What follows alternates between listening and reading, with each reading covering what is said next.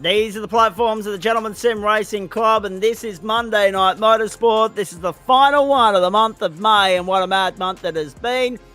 And of course, this is also the night, because it's round 7, that doubles as the time in which we see the drop rounds brought into the equation for all of our title races in Term 2 of 2026. Night 1 of Week 7. It's a French-Canadian double, and it's a sprint night for the Formula 3s, with thanks to waste options before we go to Magny-Cours in France. And of course, a 60-minute hit out for GT3 Pro. Good evening, everybody. At the end of a very long weekend and a very long day, particularly, of World Motorsport, we focus in-house on the platforms of the GSRC. Zach Coburn alongside Dan Yeoman with you. Cars already on the grid here. As you can see, 3:30 in the afternoon local server time, 22 km/h winds in a northwesterly direction, 19 degrees the ambient, 78% humidity, overcast conditions, and 26 on track. They are the conditions for you. This is the grid. 1-9, back on the front row, hoping to avoid a repeat of what happened in the tail end of last week's round at Suzuka. Braden Sagasa, Aidan Carl, Jaden Draper alongside Adam Funzlow on the second row, Alex Tzikis and Lachlan Purvis the third row, Luke Brooker and Adam Lavis the fourth row, Adam Proctor and Craig Bond from 5. Guy Leach, Brett Barker, Bruce White, John Baldwin, and Kevin Wakefield make up the 15-car grid. Now, on the back of all of that, I think we might just have enough time here to scrape through the championship standings. Aidan Carl, well clear as you can imagine, 635 played, Braden Sagasa 470, and Guy Leach 469, 459 for Brett Barker, and 453 for Alex Tzikis. Stephen Bull threw the cat amongst the pigeons last week, but of course, we haven't mentioned his name on grid tonight, so it looks as though normal programming will resume, as it will for me tomorrow when I get back to the humble abode up in Ipswich. It's funny, isn't it? It made the news this morning in my neck of the woods, Ipswich, and it's always for natural disasters or crime, never for anything good. We'll get back to that a little bit later on. Lights out, away we go. The first one of the night, and it's a sprint round for Formula 3 in very familiar real estate, of course, Formula 1, only here a few hours ago. Nice to meet you. Good evening to you. Hello, Dan Yeaman. Also multitasking, commenting and commentating. Good evening to you, mate. Massive night ahead. I apologise if I sound a little bit underdone. I'm still shaking off a cold that I inherited from my little nephew last week, and also feeling a little bit fatigued on the back of the trip home from Henry Lawson country. It was great to get out to Grenfell over the weekend, though, as we get ready to rock and roll for Week 7 competition here. The last one of May and the fourth last of Term 2. Normal programming resumes, mate. Nice to see Aidan Carl and Braden Sagasa back doing what they do best, leaving the field on the open one. Yes, thank you, Zach, and thank you everyone joining us. And funnily enough, I had a fantastic discussion actually with Rice to meet you in the chat, because I actually know him and talk with him online at least once upon a time by his actual name, Zach, and turns out he knows Jaden Draper.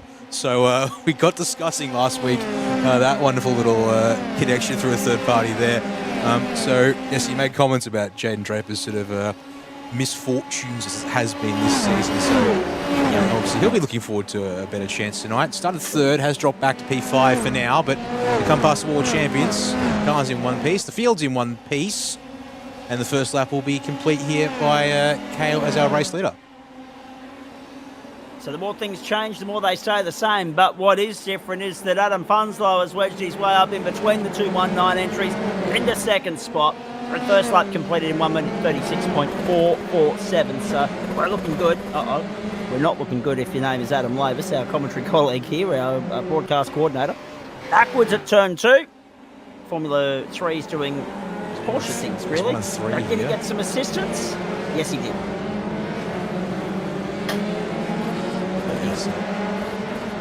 Adam Proctor, the other one there, of course, which is caught on screen.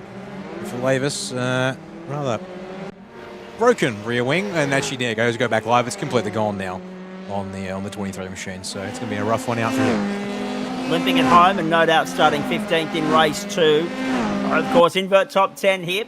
Good to see Joel and Hansen, I think it was, throwing some shade in the direction of Jaden Draper as well.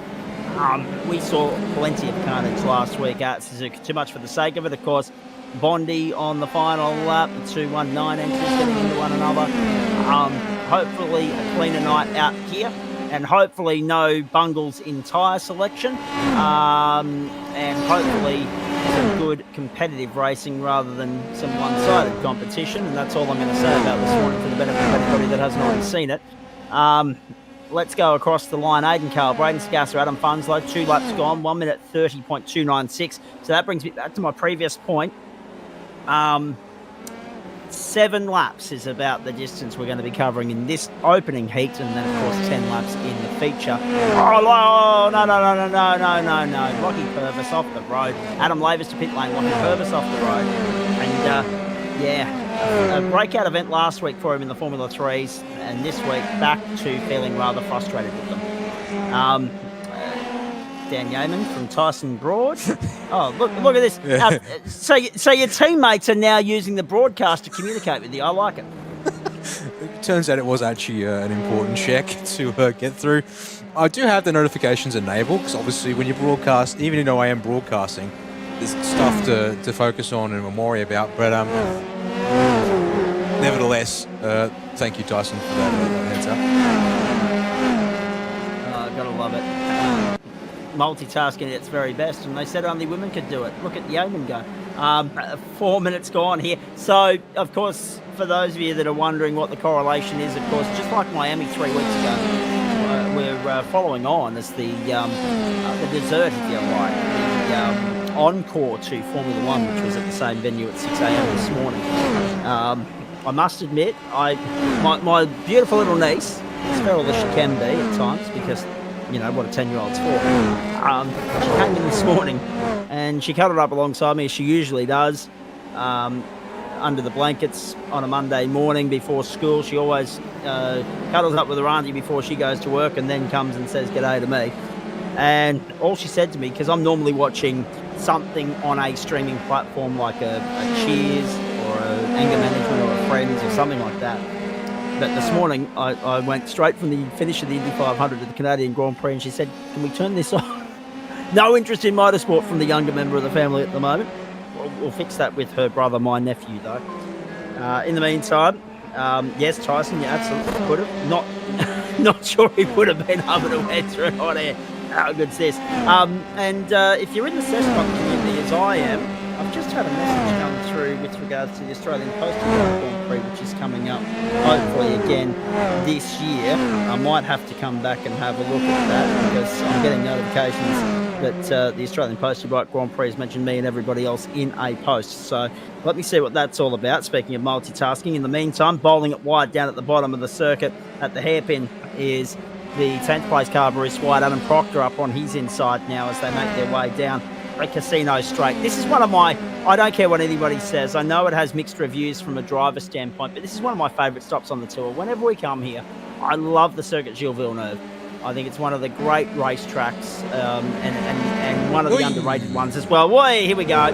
So that was Bruce White. He'll pick up a slowdown for his efforts there at the end of the back straight, but at least he's avoided the dreaded wall of champions there on the left-hand side. Our left, their right, of course. We are on lap 5 already. Aidan Cale, the leader, 129.929. Someone had to end his winning run. He'd won the first 5 rounds on points. In fact, split decision with his teammate Braden Sagasser a couple of weeks ago. They split the spoils, pocketing the same amount of points each, and we just gave out a bronze medal, no silver. Let me come back to the enhanced games on the subject of gold, silver and bronze medals a little bit later on. Then, of course, Stephen Moore comes out and does that. One hit wonder, we haven't seen him this week. But Aidan Cale, it didn't take too much misfortune to put the fire in the belly, and he's hit the ground running here. He's 4 seconds to the good already. And here's the battle between Luke Brooker in 9th spot and of course, Adam Proctor in 10th. These two are fighting out the spoils for who will have the invert pole and who will start alongside in 2nd. John Baldwin out in 11th. Bruce White, Kevin Wakefield, Adam Lavis, Lockie Purvis still on pit road at the end of the 4th lap, I should say. Have been there for about 56 seconds. Do we know if that was a case of a tow job or frustration, or has he picked up he's got a mechanical meatball. There we go. Pay attention to the totem pole, Zach. It helps sometimes. Let's have a look at this. Let's pick up the right one for you. So in the pack with Bruce White. Oh dear. Oh no.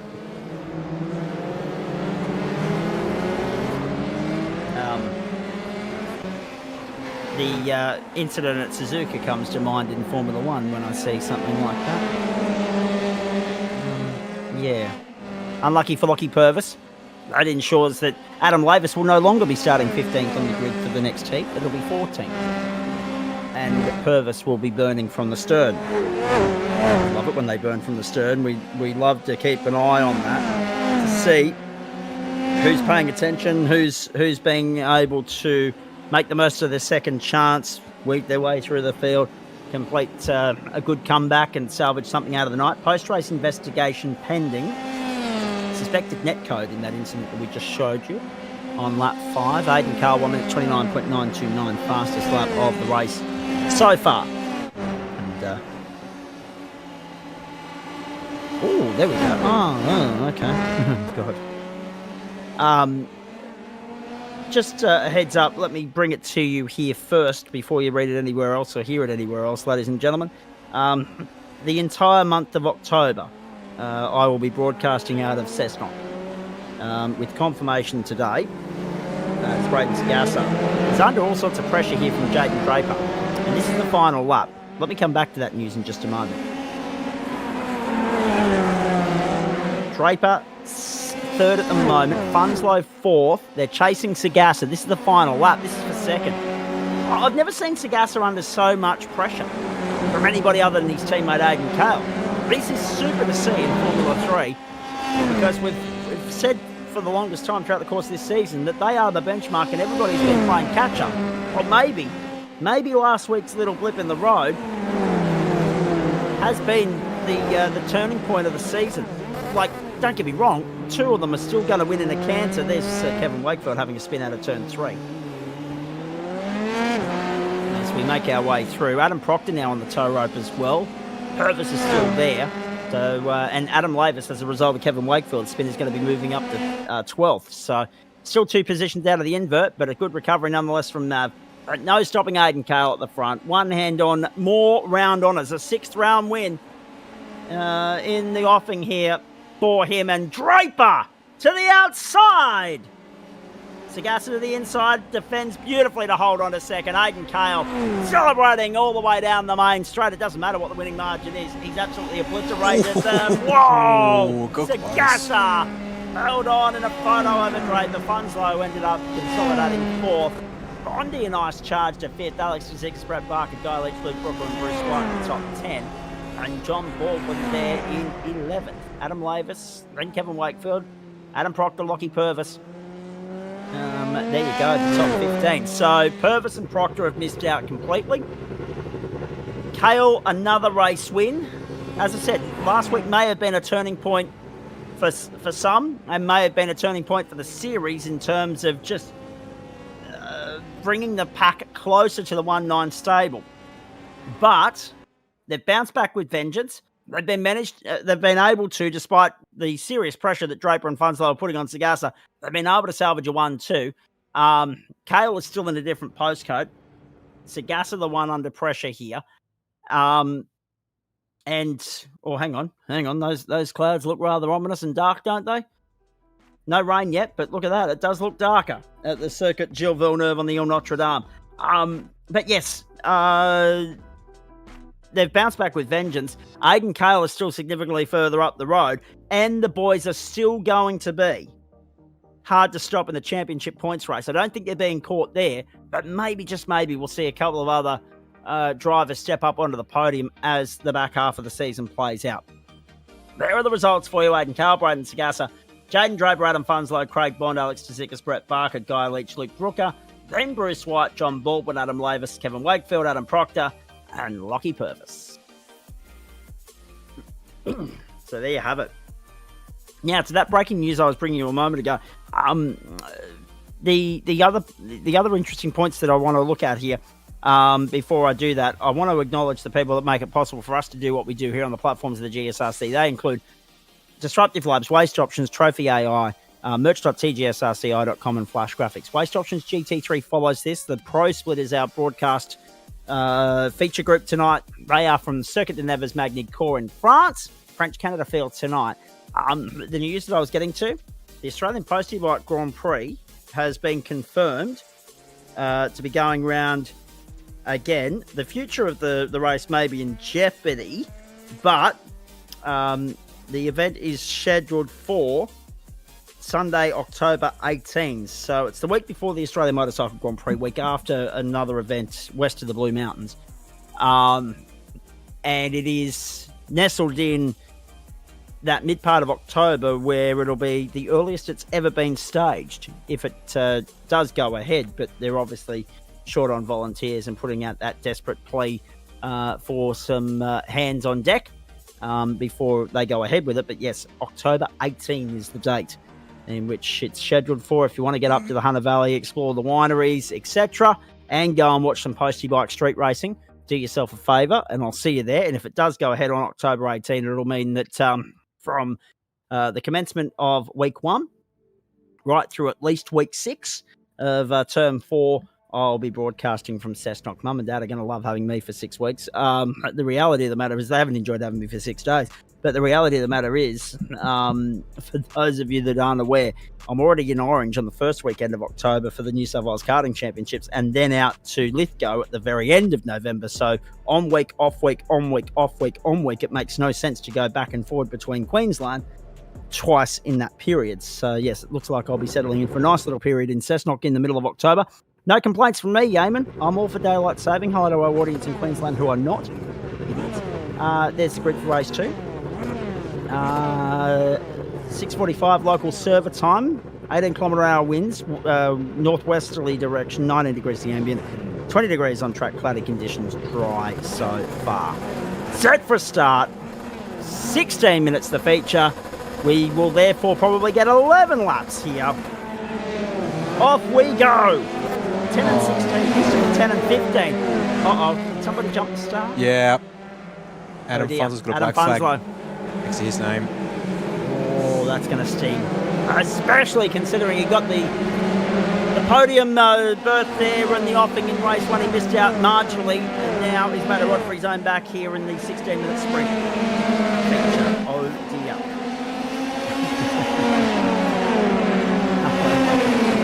Have a look at this. Oh, I love the Jaden Draper in the house tonight. I'm all for it. Now, Luke Brooker, Brett Barker, the early leaders here. Bruce White, the big loser, early on, down 3 spots. And Adam Funzlo down 3 as well. We've got one missing a front wing. Bondi's shorter front wing. And your pole sitter is shorter rear wing. Is that Bruce White? Yeah, Bruce White's without a rear. Yeah. So Bondi's in all sorts of trouble early on. And that'll put pay to his aspirations of another top 5 finish. He was filthy on Thursday night, wasn't he? Didn't even stay for the post race, just left. Shouted at us in capital letters in the comments section.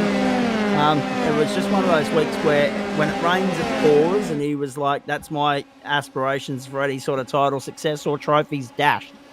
So a very gut-wrenchingly disappointing sort of week for the boy from Gundy. 9 straight, 1 in the book. And 10 to go. Luke Brooker the leader. Bond and Funzlo to pit lane. Bruce White's got no choice but to head there as well. Funzlo for the drive-through. Bondy for the fast repair. Same for White. All of that works beautifully into the favour of Braden Scasser, who's up 4 spots already. And Aidan Carl's up 3. So the 1-9 boys are trying to do the double again, as they have managed to do on other occasions throughout the course of the season. Remember, the road from here, ladies and gentlemen, the run home in Wings and Slicks, takes us to the following. The Adelaide Parkland Street Circuit for sprint racing next week. Ren to Long Beach for 30 minutes. Ren to Circuit Park Zandvoort for 45. So the last of the sprint rounds next week, 2 big races to follow that. And Adelaide will bring some extra bums on seats.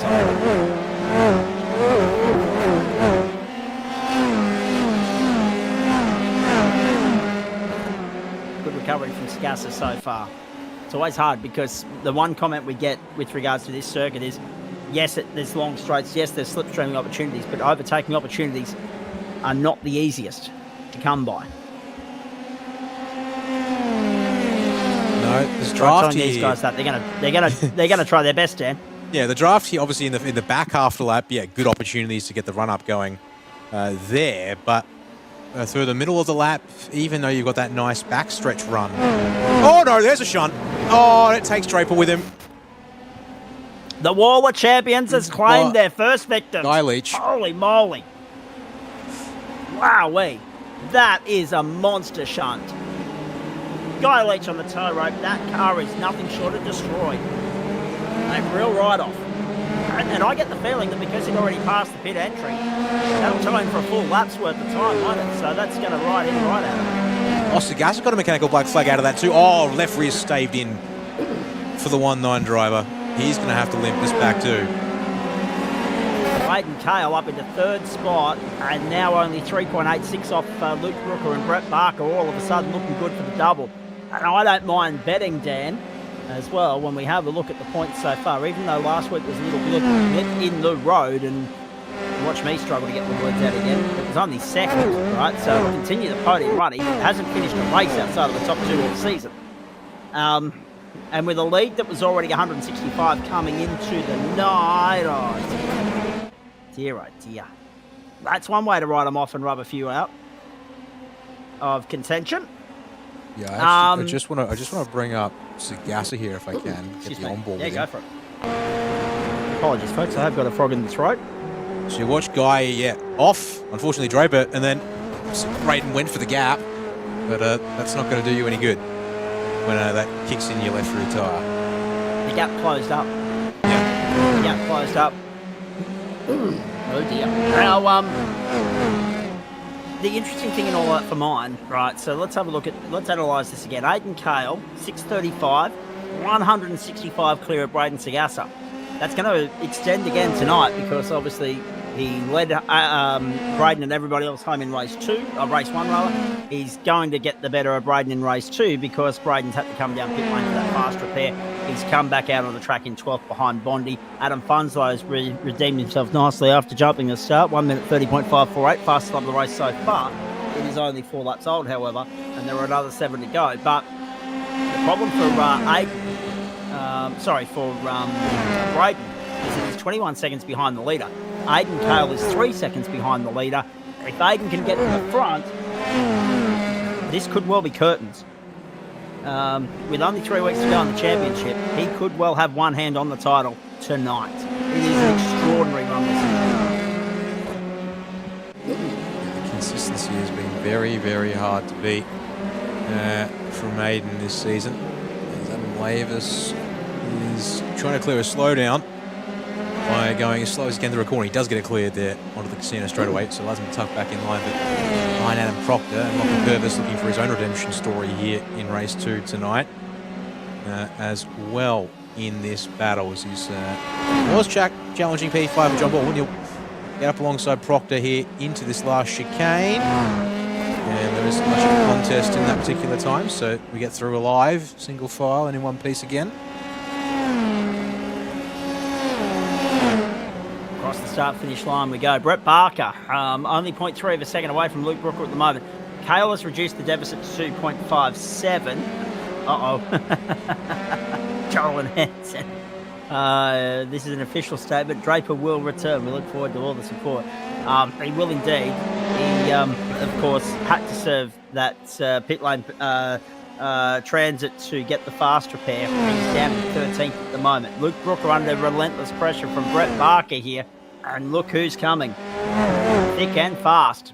It is Hayden Cale. 7 minutes gone. This is lap 5. We've got a 6 to go at the line. Hope you're enjoying it. A Monday night that brings with it the end of an enormous weekend of world and virtual motorsport. Of course, to all my mates in Grenfell, lovely to see you all. I apologise that I wasn't 100% over the course of the weekend. unfortunately, I can't shake off the tickle in the throat right now. But it was lovely to catch up with everybody. We go there for the racing, but really there's a strong social element to it that really just makes every single karting weekend so much better. So I'm looking forward to it. My favourite part of it, Dan, as we watch Barker chase Brooker, and Cale is close to within 1.1 seconds now. Have a look at that, 1.4 seconds on lap 5 alone. My favourite part of the weekend, mate, and I have to clean this up because we are on broadcast.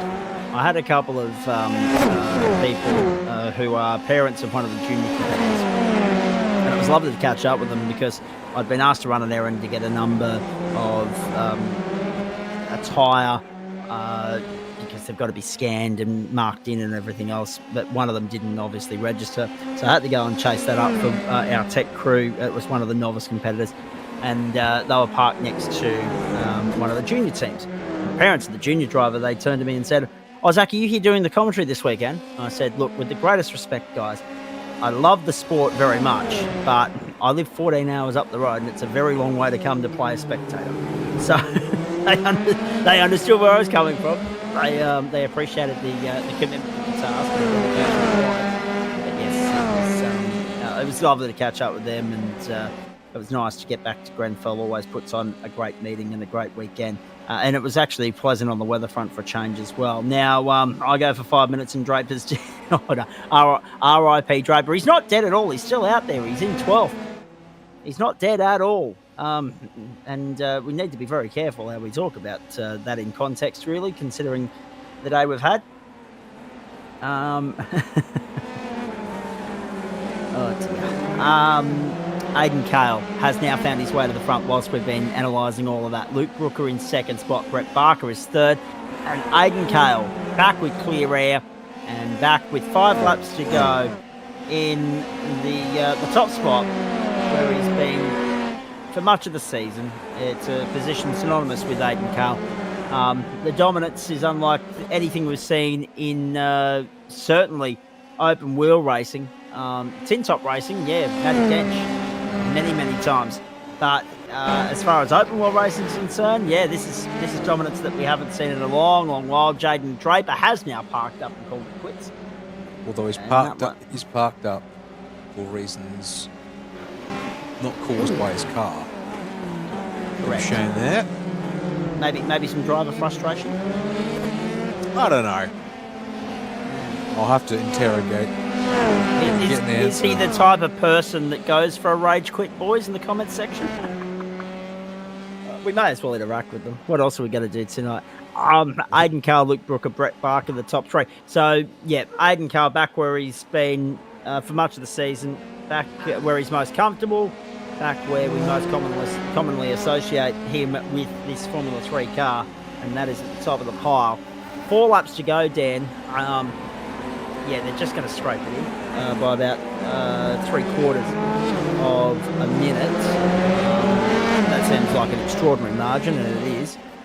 But yes, we're looking forward to seeing what the winning margin will be for Aidan Cale here, and what the championship margin will be as well, with a view to him probably having it wrapped up before we get to Zandvoort, which is an extraordinary achievement. I can neither confirm or deny.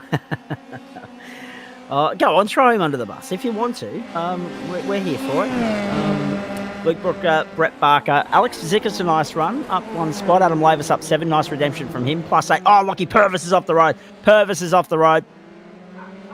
And he's dropped a few spots as a result. He loses out to Bond, Sagasa and Punslow and Baldwin. Lavis up 7, Proctor up 8.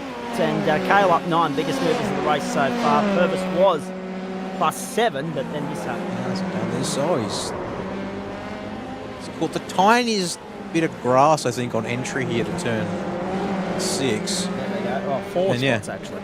Yeah, just the 4 of them together. He's had to wait for a gap there to pop back out in so he can carry on his merry way. Gentlemen, it's too early in the evening for me to go down the sewer, but when you're saying Draper never quits, the rest of the cars just finish after him.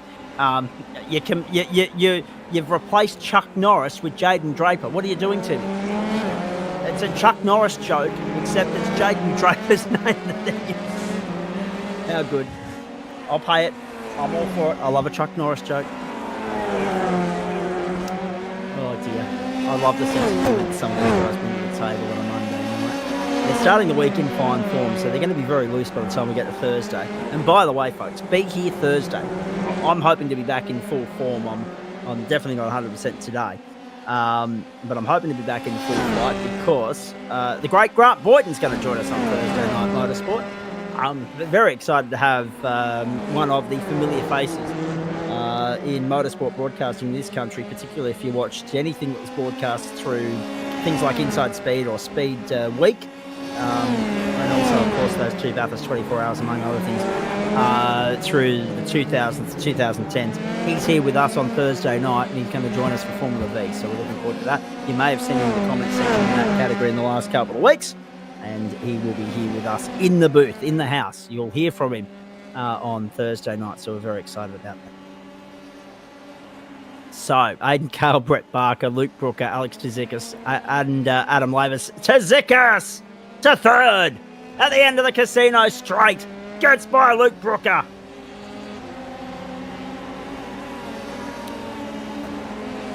There's nothing wrong with the car in front, except it's upside down. Or it's on fire. Wasn't that the quote from Murray Walker? There's nothing wrong with the car, except it's on fire. All right, so Aiden Cale, Brett Barker, and Alex Tzikis for 2 laps to go. Have a look at this. Look at the logjam. Look at the congestion. That is the battle for 8. Sagasa, Bond, Baldwin, and Purvis. Wakefield out of it. So too Guy Leach, Draper, and Bruce White, of course, the only retirement so far. Oh no, Lockie Purvis makes it 3. Oh dear. Has had no luck tonight. This one is unfortunately another unforced error. It checks up and then the car gets away from him on throttle. Seriously unlucky. Seriously unlucky. Meanwhile, look at this bloke. Just carving it up. 2.9 to the good. But that doesn't tell the full picture. He fought back through the field during this race to get himself back to the front. Yeah, okay, incidents for some around him, including his teammates, certainly helped. But at the end of the day, you've got to avoid incident in those inverts. And some just cannot do that. Aiden Cale has managed to be able to keep his nose relatively clean throughout the course of this season. Just that one incident last week, unfortunately, with his teammate. Old Senna Prost vibes, because it was at the exact corner that everything blew up in 89. Last week, except the damage was far more noticeable. And yes, they bounced back beautifully tonight. Yeah, okay. Second race, very unlucky for Braden Sagasa, but Aiden Cale. He's brilliant best. The only thing he didn't take tonight was pole position. That went to Braden, but he's been faultless apart from that. He'll get the bonus points from those positions gained in this race as well. Adam Proctor with 8 positions gained, and Adam Lavis with 7, the other 2 that have made great progress during this race. Purvis out of business, Draper out of business, White out of business, and we are on our way home. Purvis did finish 75% of the race though, in fact more than that, so hopefully we'll still be classified in 13th. Aiden Cale needs to run home. This battle not over yet. This is the only battle on the racetrack, ladies and gentlemen. Everything else fairly tame and processional by Formula 3 standards.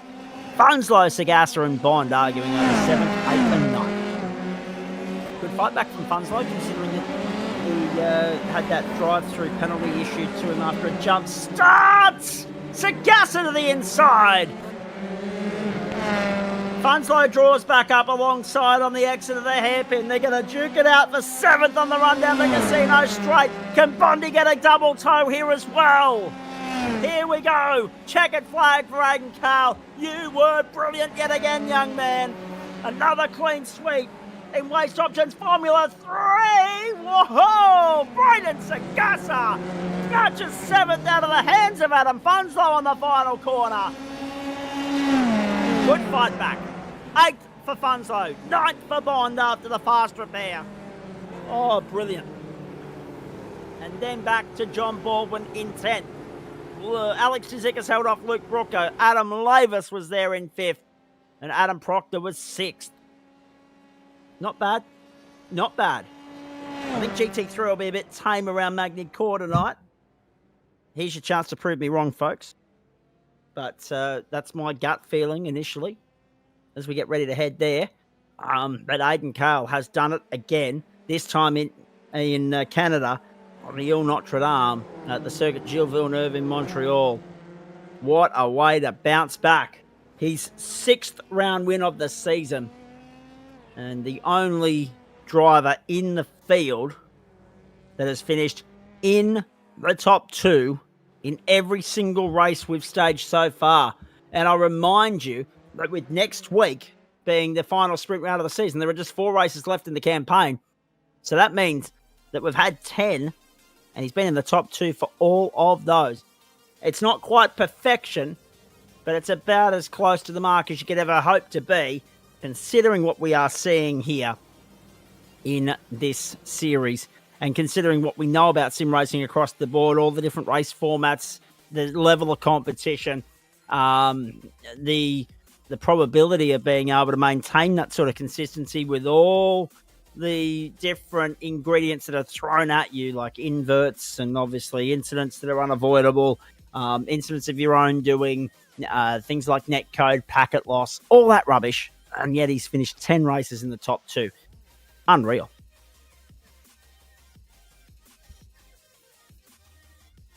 All right. There we are indeed with the results. Sorry, Zach, I'm actually in the middle of this double duty thing that's happening right now. I thought so, mate. It's just not the best timing in the world, but lo and behold, that's what happens when I say that, this race is finishing. It's basically helping get a race started with some configuration. Otherwise, you should be you can jump into our post-race results and talk more to the drivers here about the F3 tonight. And one of the guys that we haven't heard from throughout the Formula 3 season so far, but we are going to hear from now. I'm pleased to say that somebody other than an entrant from the 1-9 stable has slid into the booth to have a chat to us here. We'll get to Alex Tzikis in just a moment, but in the meantime, here is the race winner, Aidan Cale, about to join him. That winning margin was 2.8, ladies and gentlemen, and Barker held off Alex Tzikis by 1.1 seconds. Then Luke Brooker, of course, both Barker and Tzikis had to fight off Brooker. Adam Lavis was 5th, and then Adam Proctor 6th. What might have been for Lavis, considering that he had that incident in the opening race and had to replace the rear wing. How nice. I mean, you wouldn't be able to do it, would you? In the real world, just go into pit lane, click the fingers. It's almost like something out of Bewitched. Click the fingers. There's your new rear wing. Just snap, crackle, pop, and away you go. It's one of the beautiful elements of what we do here on the platforms, the GSRC. We don't always offer the fast repairs, but when we do, it's miraculous. You just watch them hit the mark, click, bang, new car, see you later. Set up exactly like the old one. It's almost like MotoGP, the 2 bikes standing by, except one of which isn't set up for wet weather. They're both set up identical to that race server. How good. Aidan Cale, with the greatest respect to you, I actually want to catch up with Alex Tzikis first, because it's been a while since we've had a chance to do that. Alex, good evening to you. Aidan, I'm coming to you in a moment just to explore the dominance and the return to the top step of the podium with you for this week, and how it sets you up for potential match point in Adelaide next week. I'm not a gambling man, and I'm not the world's smartest mathematician, but I reckon you can wrap it up next week. Anyway, let's go to Alex. Mr. Tzikis, nice to see you in here for the JMR stable. We normally associate you guys with Wednesday night and the supercars and the tin tops, but I know you've been dipping your toe into the water elsewhere in other categories as well, mate. Well done on a solid result there in race 2. You started 5th, you finished 3rd, so that meant you finished 6th in race 1. So 6th and 3rd. Progress, improvement, and continuing to climb up the leaderboard. Talk us through what you're making of the Formula 3 so far. Oh, it's been pretty good so far, the F3. Obviously, the last few rounds, Miami, Spa and Suzuka have just been a real struggle lately. But obviously tonight has paid off with all the hard work. P6 in race 1, and then finally P3 at the end in race 2 tonight. So, hard work has all paid off for tonight. But at least it's, I mean, you mentioned the runoff of circuits that we've had the last few weeks, mate. At least you've hit your mark, or your straps rather, on a circuit that we absolutely love, and it's a great free-flowing circuit. Couple of challenging sections, don't get me wrong, but for a driver, this is one of those circuits that I think from a personal standpoint is a pleasure to drive, but B, it also lends itself well to good racing, and it did that tonight too. Yeah, sure did that tonight. It's a pretty fun circuit, Montreal. Obviously, the F1 was there this morning, and now we're here tonight in the F3s. So, yeah, it was good to tackle tonight, and yeah, definitely a great circuit. At least you didn't cock up your tyre selection. For sure, I didn't. I was just able to keep it nice and smooth. Had a few lockups here and there, but we managed to keep calm and just drive home for a good result. Oh dear. Again, sorry, not sorry. If you haven't already watched it, you're probably already you're already aware of what I'm talking about and referring to via social media threads and other things. But I won't obviously divulge results in important detail for you. Although there is an early contender for Tantrum of the Year out of the Canadian Grand Prix this morning, and I might come back to that later in the week. And I can relate to sense of humour failures. I just try not to have them in public. Let's talk more about that second race, mate, because I thought you set up the move nicely on both Brett Barker and Luke Brooker. You had to work hard for those two positions, but then obviously you had the pace to keep them at bay. Yeah, I sure did. Obviously, the main goal was to try to see if we could get Brett at the end for P2, but we're able to get Luke at the end for P3. We're able to set the move nice and easy. And then he had some problems near the final laps of the race. So unfortunately, I think he hit the wall like 2 or 3 times, and we're able to then pull away from and stay in P3. And I guess you would have been mindful of the potential for the guys that finished ahead of you in Heat 1, and then maybe also someone like Lockie Purvis that didn't necessarily have a great degree of luck in Heat 1, the potential for those to maybe come up and be a thorn in your side with their pace coming through the field. But because they've been able to find their own way into incidents, either by their own accord or completely inadvertently, poor old Braden was an innocent bystander, that lent itself beautifully to those of you that were able to keep a clean set of heels because you reaped the reward. Yeah, I sure did. Obviously, I just stayed behind all the fast guys to see what would happen. And obviously, in the second race, they all crashed along with Guy Leach. So I just made it through nice and easy and just stayed out of trouble most race, which was able to get me up at the top. Probably hard to compare it to the supercar, mate, because there's such different disciplines and such different machines. One's an open wheeler, one's a tip top. But let me ask you this. Are you enjoying the challenge of switching from Monday night open wheel to Wednesday night tin top? And sorry, I just labelled a loaf of bread. No, tin top Wednesday night. What are you enjoying more? Are you enjoying the challenge that comes with the open wheeler, or are you enjoying the supercar more? I like both the F3 and the supercars, but I'll be honest, I'm enjoying the V8 supercars more. Just more action, more fun, a lot more rubbing and racing in the supercars compared to the open wheels, because one touch will just send your race very quickly in an open wheel car compared to a supercar. Yes, we did see a couple of rollovers last week that are well and truly evidence of that. Adelaide next week, mate. We've already, of course, been there in the supercars at the end of last term. It's a circuit that everybody raves about. It's one in our own backyard, essentially. How do you feel as though you may fare there? Noting full well that I anticipate, and I'm sure you guys do too, a few guys to jump back behind the wheel of the Formula 3 purely because it's Adelaide. Yeah, I'm kind of excited for Adelaide. It's a very good circuit, and obviously it's an Australian track, but I feel like it'll be a bit challenging in the open wheel cars because there are some cars that aren't really designed for it. Because when I did the AOWN at Adelaide, I believe it was in December, obviously I didn't have much luck there in the SFL.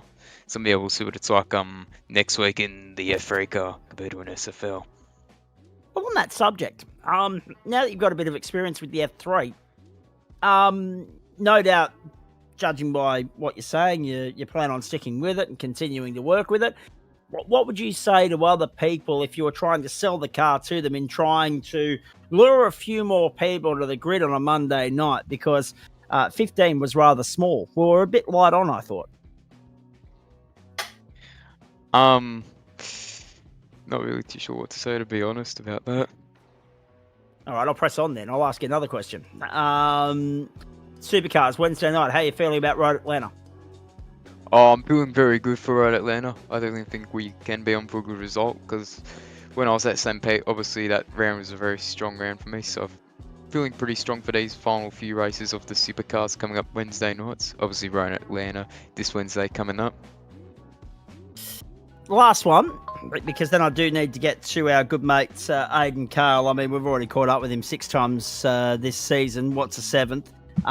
We need to have a chat to him about the dominance of tonight. So, no doubt that's where So, actually, I might make it 2 questions, Alex, because we've got enough time to do it.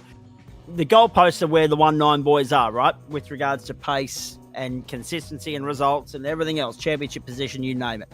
What are you got to do to try and find what's required to match and maybe even somewhere down the track beat those guys? I reckon right now, if just try to keep it nice and smart on track and consistent, and then hopefully if we continue just driving smart and consistent, hopefully it'll just get me up there in the championship, who knows, but also just try to find a bit of pace as well going forward to these last few races of the season. Supercars and Formula 3. What else is of interest to you from a sim racing standpoint, mate? Be it on the GSRC platforms or somewhere else. What else entices you outside of the 2 cars that we're synonymous with your presence in at the moment? Right now, I've got plans of maybe doing GT3 next season here in GSRC. Good boy. Maybe the Porsches as well, because I do love my GT cars as well, along with the supercars and my open wheelers. So yeah, probably got to give either GT3 or Porsche Cup a go next season, I reckon. So, okay, let's elaborate on that a little bit if we can. From a standpoint of, I just want to gauge a sense of where you're at with regards to free time at your disposal, mates. Would something have to give? Would you have to give up either the Formula 3 or the supercars in order to expand your horizons here and increase your presence in either GT3 or Porsches? Or have you got the leverage, the time at your disposal to take on an extra category without sacrificing something else? Ooh, right now it's hard. I've kind of got to work out what's going to be best to do for the next season forward. Well, on Monday night we'll have to decide between the F3 and GT3 next season. But I reckon Supercars and Porsche Cup won't really be that bad, since the Porsches are the next night after the Supercars. And yeah. Sounds to me like he's a bloke with a little bit of extra free time on his hands, and he's keen to bite off a little bit more than he can chew, and chew like buggery. So look for Alex to be here on the grid 3 nights next term. And I guess I'll come back to Dan Yeaman with regards to that in a few moments' time. It's hard, right? We've got, what have we got at the moment? We've got 1 championship on a Friday night, 1 on a Tuesday night, 1 on a Saturday night, and 2 others on the other 3. So that's 9 different championships.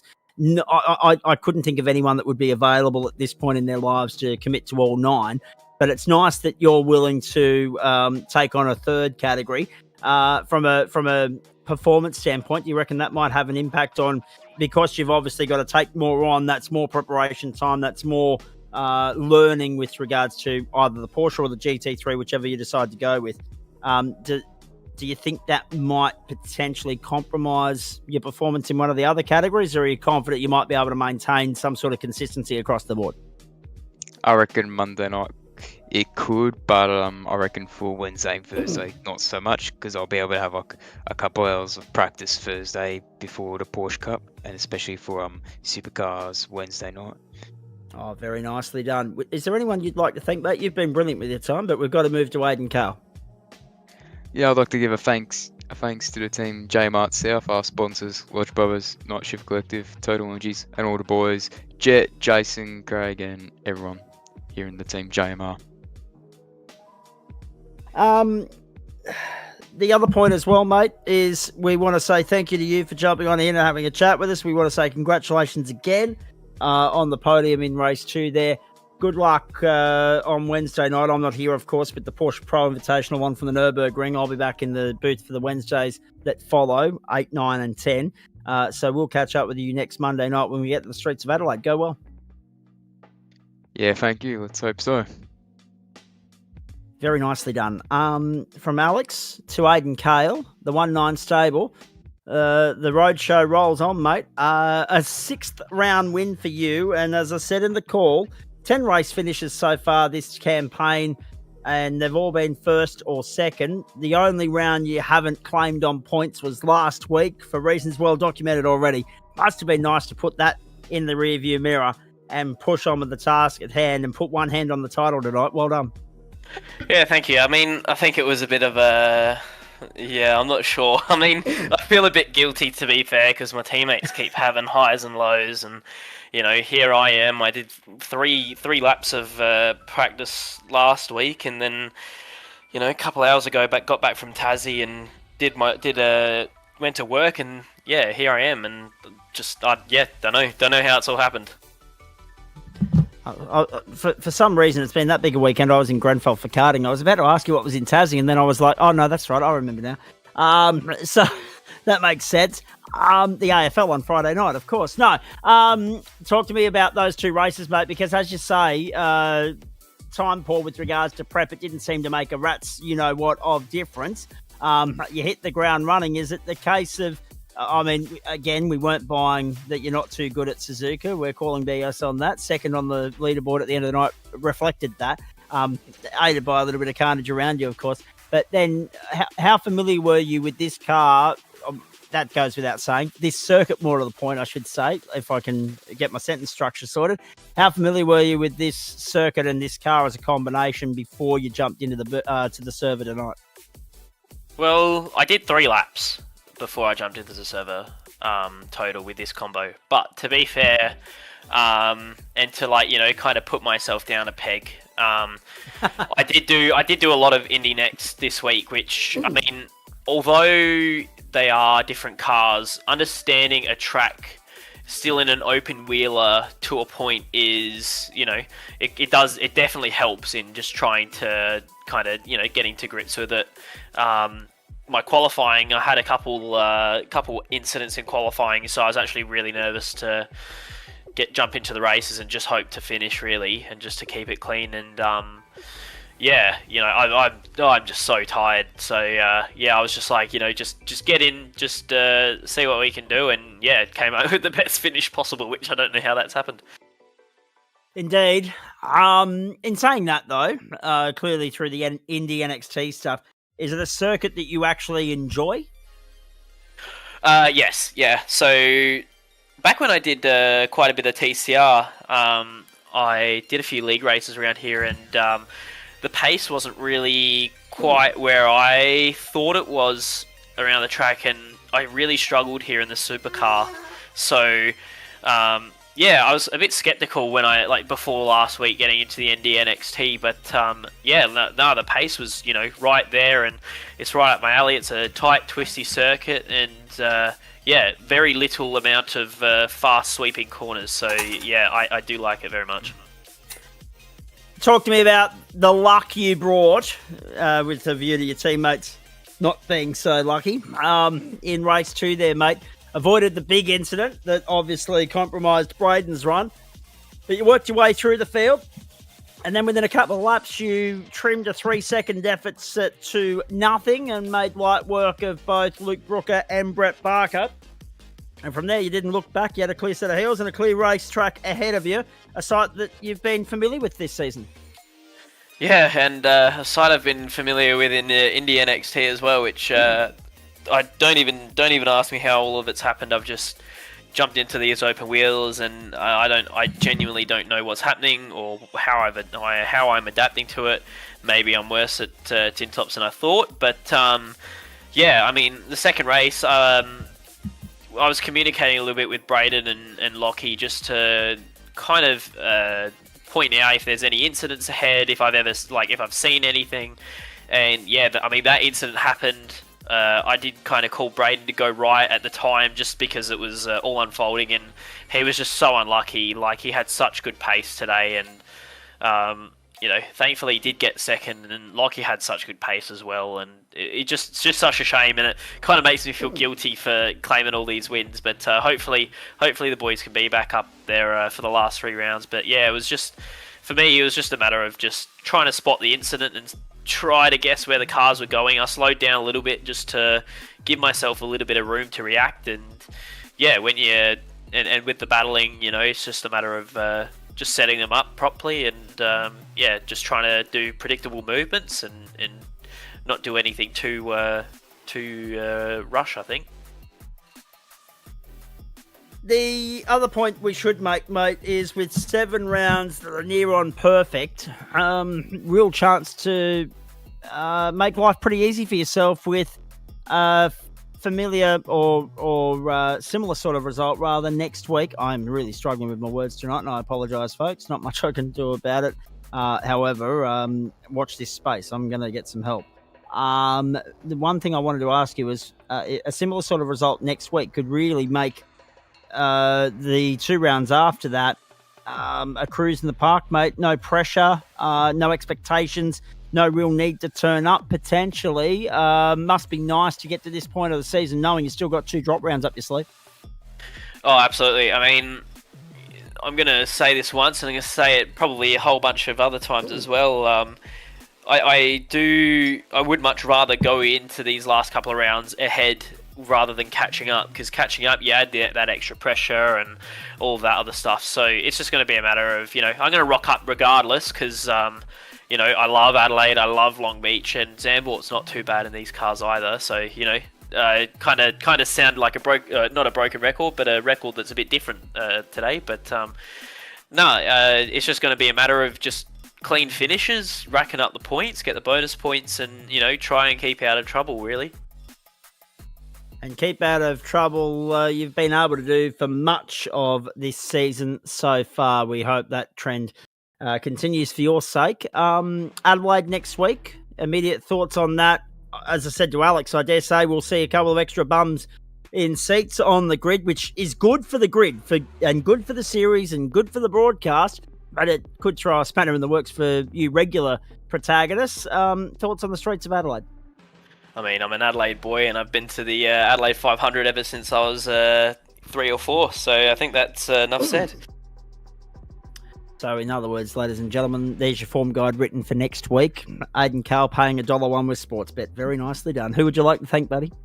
I'd like to thank all my teammates, you know, Braden, Chris, Lockie, Mark, all the boys from 1-9, you know, just incredible teammates, and we're working really well together, and yeah, thanks for the broadcast, guys, and everyone at the league, everyone at the broadcast. We love watching them back every week.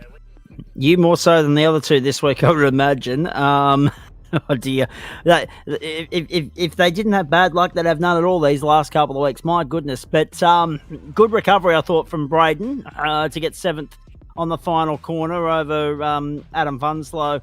And also they held off the hard-charging Bondi there as well. And Lockie Purvis, he was going to throw this thing in the bin a couple of weeks ago. I bet he's reconsidering coming back. Yeah, I mean, Lockie had some good pace in practice and, you know, just couldn't get it together in qualifying. I mean, the dude's super quick in a V, and he's learning in a whole bunch of different cars at the moment, and the 86 as well. So, yeah, he's doing a lot in terms of driver development, and which is really good to see. And yeah, Braden is he's just an alien in everything. So, but just didn't have the luck, which making me feel a little bit guilty. But might repay the favour in a couple of weeks' time, I reckon. Nothing to feel guilty about, mate. Some, you know, as you quite rightly say, your good luck, your fortune this term could be your misfortune and their good fortune next term. Swings and roundabouts, right? That's motor racing. Congratulations again. Magnificent performance. 10 races this season, 10 finishes on either the first or second step of the podium. You're racking up Denchi numbers. It's fantastic. We've got 5 minutes till GT3 quali ends, and they're on the grid for their 60-minute enduro, mate. I was looking at the clock, yeah. I mean, don't worry about that. I'm there. I know there's carryover at the end of quali though, because it is a 60-minute enduro. So I think we're going to be okay. Well done to you, Aidan Carl. Magnificent to have you here for a chat as always, mate. Go well. We'll see you next week. Awesome. Thanks, boys. Have a good one. Well, we say that. We'll see your teammates later in this week. as well, and we look forward to that. Can I just say, before we go to a break and before I forget about it completely, we're all very saddened this afternoon. This has got nothing to do with motorsport whatsoever, but if you have been following the journey and the campaigning and the magnificent work that Neil Danaher has done for Fight MND over the years, that Kerry Bickmore has done for it over the years as well. This will target the heartstrings. Neil Danaher, of course, passed away this afternoon at the age of 65. He has raised millions and millions and millions of dollars that will go towards vital research to hopefully find a cure for Fight MND, for that hideous motor neurone brain cancer disease that has claimed far too many over the years, and it has now claimed one of its greatest advocates, an AFL legend and a former Australian of the Year. We are only a fortnight away from this year's Big Freeze at the G, his baby, and we'll go there with very, very fond memories of his magnificent legacy, but we'll go there with very heavy hearts as well, because it'll be the first time that it's been staged without him there. Vale Neil Danaher, gone at the age of 65, and our thoughts with everybody connected to the MND fight, to Neil's journey, and the AFL community on this Monday evening. We'll take a break on the platforms of the Gentleman Sim Racing Club and be back with you right after this.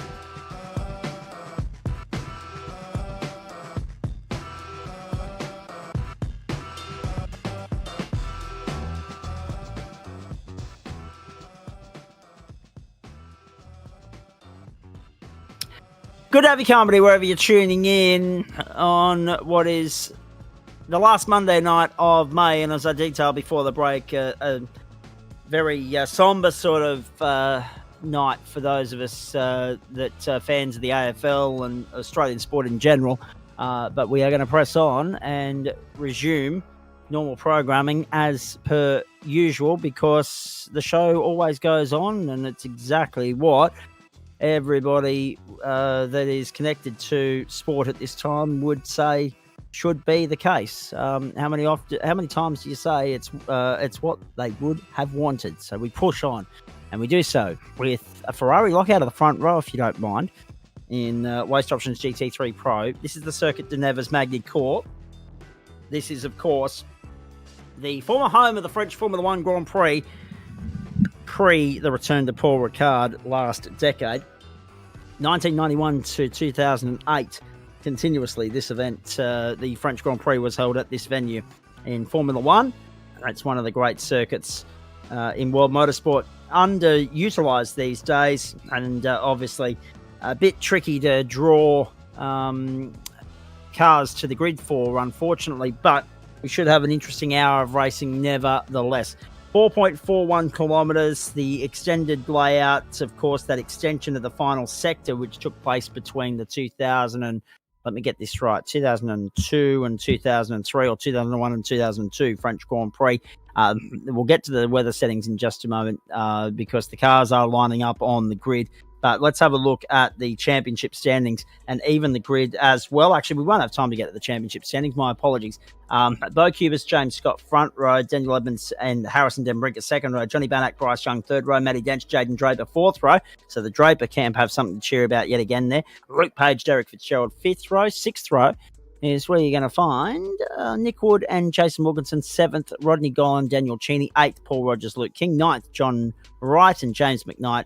And the 10th row, Young Bondi, failing to fire there, coming from last on the grid. Partly cloudy conditions, 40 degrees the track temp, 22 the ambient, dry so far, no rain around.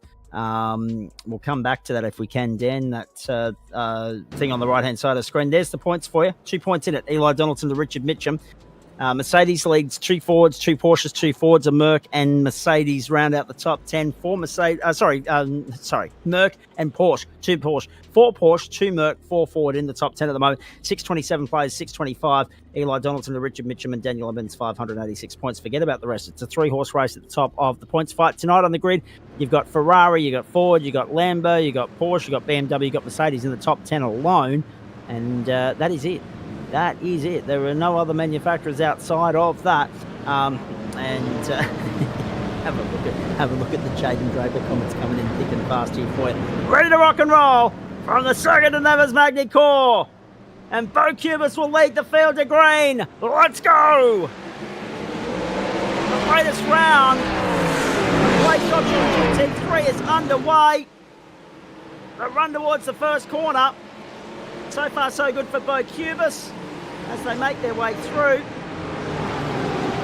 What's going on? Might be a frame rate thing, it might be a server thing. I'm not sure what's going on there, Dan, but I'm getting some very weird sort of pace at the moment on this thing. It looks like some fast forward mode as they stretch down the back straight for the first time. Hopefully that'll sort itself out as we go on here. Doesn't appear to be a frame rate issue. It's only 720p and 30 frames per second, so I don't know what's going on there. But anyway, make their way through. James Scott, the early leader, as they make their way up in through the middle of the circuit now. And Bo Cubis slots into second spot. You're going to see Daniel Evans drop down into fifth on this opening lap. Good start from all and sundry. Good to see Johnny Bannack up there again in the Lambo. And again, very light on in terms of manufacturer interest here, ladies and gentlemen. No Chev, no McLaren, no Acura, no Audi out there. So, very little in the way of manufacturer interest, considering that we've got 11 different manufacturers at our disposal. That's Daniel Evans running wide and losing some track position. Harrison Denbrinker slotted in the third spot early in the piece as we make our way through to complete this opening lap. Good clean start for all and sundry, Dan Yeoman. Can't ask for much more. No, we certainly can't. There's Yeah, Cuba's beaten Sims on the run to turn 1 by Scott. Once again, showing he's on form tonight in his Ferrari, and now appropriately decked out in his GSRC racing colours, that of AITX Revolution E Racing. Although it looks like we've got to give him a bit of a note on the fact that the Ferrari is one of those cars with a couple of different options for car number replacement, so it doesn't match up with the lovely decals that we have prepared, at least on those sides. You can see it matches the bonnets. He's got awfully close to his diffuser there at the hairpin. It's like everyone gets away with it though. Aston Martin was the one. Have a look at the boys doing their best Chuck Norris work. They are going to keep the comment thread live and active all night long. Boys, you're welcome. We'll take the clicks whenever we can get them. We don't expect a huge audience on Wednesday night due to State of Origin Rugby League. No Acura, no Aston was the one I looked at earlier. Sorry, folks. No Audi, no Corvette in this field, and no McLaren either. But Porsche, Mustang, Merc, Lambo, Fez and BMW all represented out there in what is only a 19-car field. Some movement early on. Bondi up 3 spots. Rodney Gollan and Nick Wood both up 2 apiece. So too Jaden Draper in the only BMW in the field.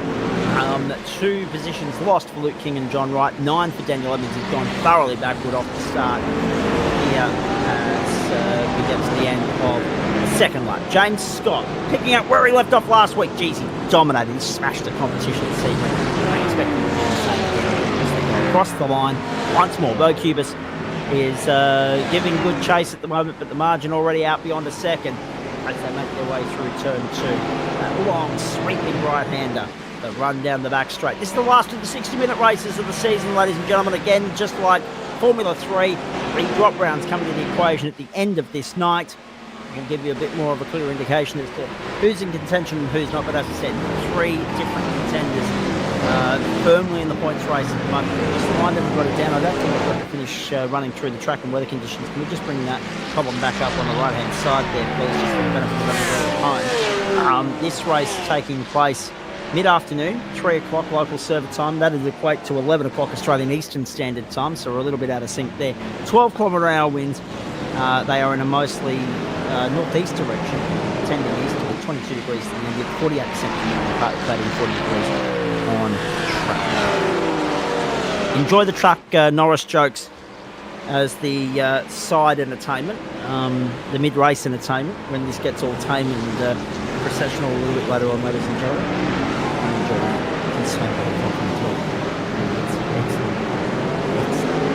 Ferrari 1-2. Great to see some promise from the Lambo. Johnny Bannack has a Lambo up in 4th. How long has it been since we've seen a Lambo competitive in close? Denchi couldn't get it right the other week when we went to Spa. He chucked it in the bin very quickly and went back to 4th. He's in 7th at the moment. Johnny Bannack, clearly, I hope Johnny comes in and has a chat to us post-race. If someone there in Johnny's stable, Brooksy, I'm looking at you, at AITX Revolution E-Racing, can let him know to come and have a chat to us, because we want to pick his brain as to what the secret is with regards to the Lambo, that he's been able to be competitive in it in this split and others have not. That would be great. No Richard Mitchum on the night, because, well, you know, hard to feel sorry for him, quite frankly, because he was trackside in Montreal this week. That's a party slip in the race to the broadcast booth, and then realised he had to go to race control. Good on you, Trav, thank you. But yeah, hard to feel sorry for Richard Mitchum. Tough task being trackside at the Canadian Grand Prix. Oh yes, well, what a struggle that must have been. We've made that decision. Back on the grid next to us. And it was noted before this round, of course, that he would not be. No one had any real sympathy for him. I think they were just more envious that he wasn't handing out invitations for us to go with him, quite frankly. Oh, there's Daniel Evans on the comeback trail on the inside of Nick Wood. Up in a 9th spot now as they make their way through. I'm not sure whether it's Rice to me who's laughing at what I said about Richard Mitchell and laughing about the Chuck Norris jokes. Probably both. I hope both. I I said to my, sorry, ladies and gentlemen, I must apologise. The cold that I've got is contagious down the line because, you know, gaming season as well. As we continue here, it is lap 5. James Scott and Bo Cubis, first and second. Ferrari 1-2, fourth, third, and of course Lambo in fourth. We've got our eyes on Daniel Evans on the comeback trail here at the moment, and of course no Eli Donaldson on the grid tonight either. So this is a real turn up the cards of having two of the top 3 championship contenders. I thought so, Trav. Don't worry, I just got your messages not acknowledging that you clicked the wrong room. I've done that before, mate. Draper doesn't need ABS. The tyres are too scared to lock up. Yeah, very good. Very good. I needed traction control last night. It was wet here in Cessnock, and I got caught behind a truck which was, I think, towing dragging petrol along around the country, just transporting petrol on the plate. Got stuck behind him for 15 minutes, and I got a little bit annoyed. As soon as we went opposite ends, he was going right, I was going left in the intersection. I couldn't get the foot down to the floor quick enough to get back up to speed and make up for the time that I lost. And yes, I felt the traction control kick in, which is good because the light's been on and on the dash for a little while, and it just proves that the light's chonky, not the actual traction controls. So that was reassuring. Anyway, that says more about me being a menace on the road than it should at this time of the night. James Scott, Bo Cubis, and Harrison Denbrink at the top 3 here in France at the Magny-Cours circuit.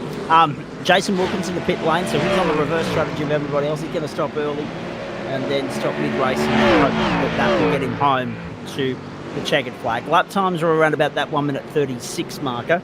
I hate that because that always makes it difficult to work out the numbers. 1 minute 40 would be so much easier, Yeaman. 1 minute 40 and 2 is 3:20 and 1 is 5. So therefore 2 times 5 is 10, 6 times 10 is 60, 6 times 6 is 36. Probably 37 laps tonight at the circuit of Evers Magny-Cours, once you take into consideration the pit lane transit and the time lost there. And if we don't go 37, we'll probably go 38. But watch this space with regards to that. I always hate when it's a dicky sort of number part way between a solid sort of grounding. 1 minute 30, 1 minute 40, etc. But that's okay. We'll work with it for the moment. James Scott, Bo Cubis, Harrison, then Brinker, and then of course Johnny Bannock, Bryce Young, and Jaden Draper. Good to see Bryce having a solid run. Best place to the Porsches at the moment, and even ahead of Matty Dench in 7th. I'm surprised to see Denchy down that low. We should point out as well, we mentioned earlier, Eli Donaldson not here, Richard Mitchum not here.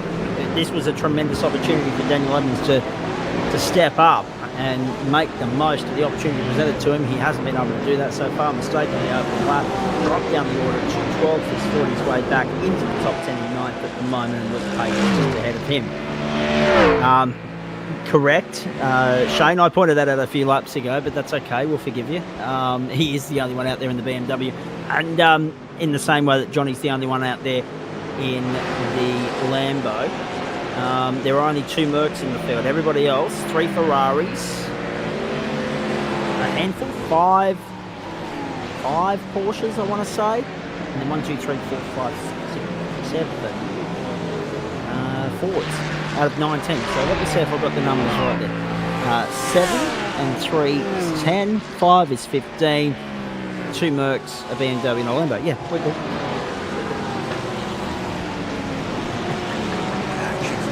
Yep. So I can actually read you the uncensored I get a feeling I know what it is, and I'm just going to say that we substitute the I for a 1, the old SH1T. Actually, no. No. Oh, no. But we could still put a 1 for an I in there. It's just a bit more fluid. Okay, copy. Yes. Yes. Stay hydrated, Australia. Oh, very good. I like it.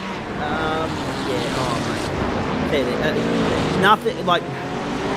My old man wondered why I was so frustrated when I got home last night. It's a 6-hour trip from Grenfell, right? And I would have done it in sub 6 had it not been for getting stuck behind someone towing a bloody horse carriage along, incapable of doing 100 kilometres an hour. in 100 zone was dragging the chain and everybody else along at 85, 90 if we were lucky, if we got a little bit of a downhill run.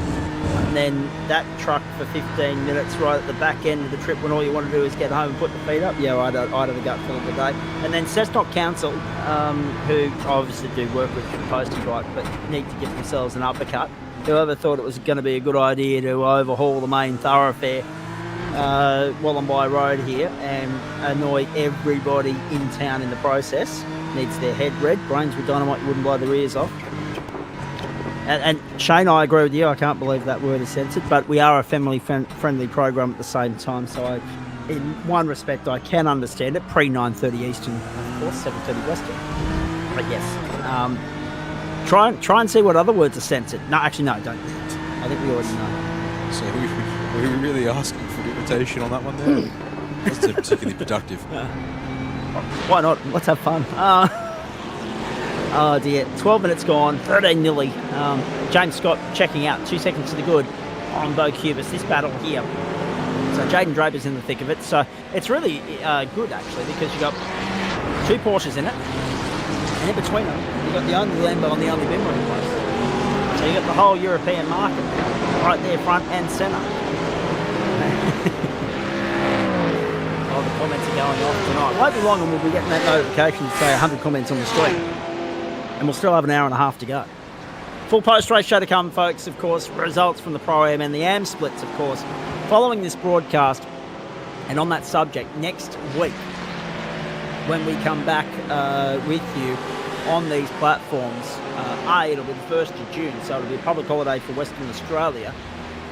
No consistency across the board. Why couldn't they just hold off a week and have a public holiday with the rest of the country, except Queensland, who just do their own thing because they think they're sensible and the world revolves around them. Next week, of course, we go racing the Pro-Am split and the Pro split, then the Am and Pro-Am the week after in week 9, and then, of course, the Pro split finale in week 10. Now, we're excited about next week because it's the debut of GT3 at the St. Petersburg Grand Prix circuit, then to the Red Bull Ring. Final 2 sprint rounds of the season next 2 weeks. So this is the last of the 60-minute races. We're into sprint racing for 2 weeks, and then the 90-minute enduro from the Circuit de la Salle in 3 weeks' time. Boys, trust me, if this was an off-air sort of discussion, I'd be right there with you. I'd be happy to go toe-to-toe with you with regards to words that should be censored on air. That's why people have been amazed, and anyone on the platforms of the GSRC, Curtin Edmondson deliberately dragged Terry Marsh into a post-race show and said stick around for the post-race show because we went all, MA rated and we were talking like comedians do on stage, just dropping bombs left, right and centre. And Terry was like, I didn't realise. But Kurt has been here long enough to know that I have a potty mouth with the best of them. So I'd be right there with you boys. But there are people that have said to me in the past, how have you managed to get away with it all these years without dropping bombs on air? And I said, it's called being a professional. I go Walt Disney Mickey Mouse mode as soon as the red light goes. Or at least I try to. There are some nights in here where the comment section goes the other way and they rile me up and I end up wanting to send uppercuts through the screen. But thankfully those days are minimal. Matty Dench, 6th spot at the moment as we talk about the racing on the circuit for you folks. James Scott, Bo Cubis 1 and 2. So Dench has managed to get by, and that is because we've seen Jaden Draper come to pit lane at the end of lap 9. So Draper to lap 9. So a few different strategies here. James McKnight back into the pit lane. So that's a 2nd stop for him already. So something on the right there potentially for James McKnight and the other Ferrari in the field. Oh. The only one not able to go with the boys, 1 and 2, and just to add insult to injury, he's got himself a black flag, a drive-through penalty as well, or a stop and hold, one of the 2. And Jaden Draper has dropped out of the server. Oh, packet loss, and he got a slowdown as well. So I think call that one a bit of a confusion in the flagging because it's a connection issue. It actually gets classified, at least the way it is pushed out to timing and scoring is in some respects actually pushed out as a meatball, as it's a black flag issue that prevents you from getting out of the track. Requires you to get off the track to resolve it. finally, we've found something that contained Chuck Norris, Australia's third world internet. How good. I mean, I've said it all before. First world country, third world internet, and it's came Chuck Norris a la Jaden Drake. That's going to be his nickname. Jaden Chuck Drake. I like it. So, unlucky for him, and sent packing, unfortunately, as a result of the issues there. And we are down all of a sudden to 18. Could be 17 shortly, because we don't know the fate of James McKnight, who's on pit road at the moment, has been for 94 seconds. It doesn't bode well for him. It's going to put him well and truly out of any sort of actual contention for track position. He may still be able to go out there and salvage a finishing result and bank the points for 18th or 17th should anyone else fall foul as this hour goes on. As I said, we're looking at 37 laps tonight. And Jason Wilkinson is the last of the on-track runners at the moment. He is the only one of those still on track that is yet to stop. Boys, just because Jaden's done and the internet's cried foul, stay. Keep us entertained, please. Yeah, we suspected that. First world country, third world internet. Yeah, exactly right. And then when you go to rural and regional parts of Australia... Oh, there goes Nick Wood! Nick Wood's had a spin, a Mustang doing Porsche things. He's taken too much of the rebel strip coming onto the main straight, and he plummets outside the top 10 as a consequence. Away.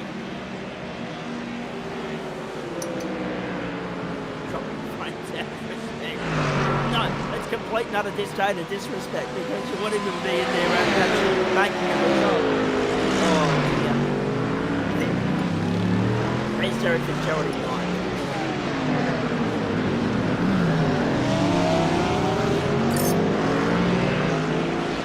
Dear.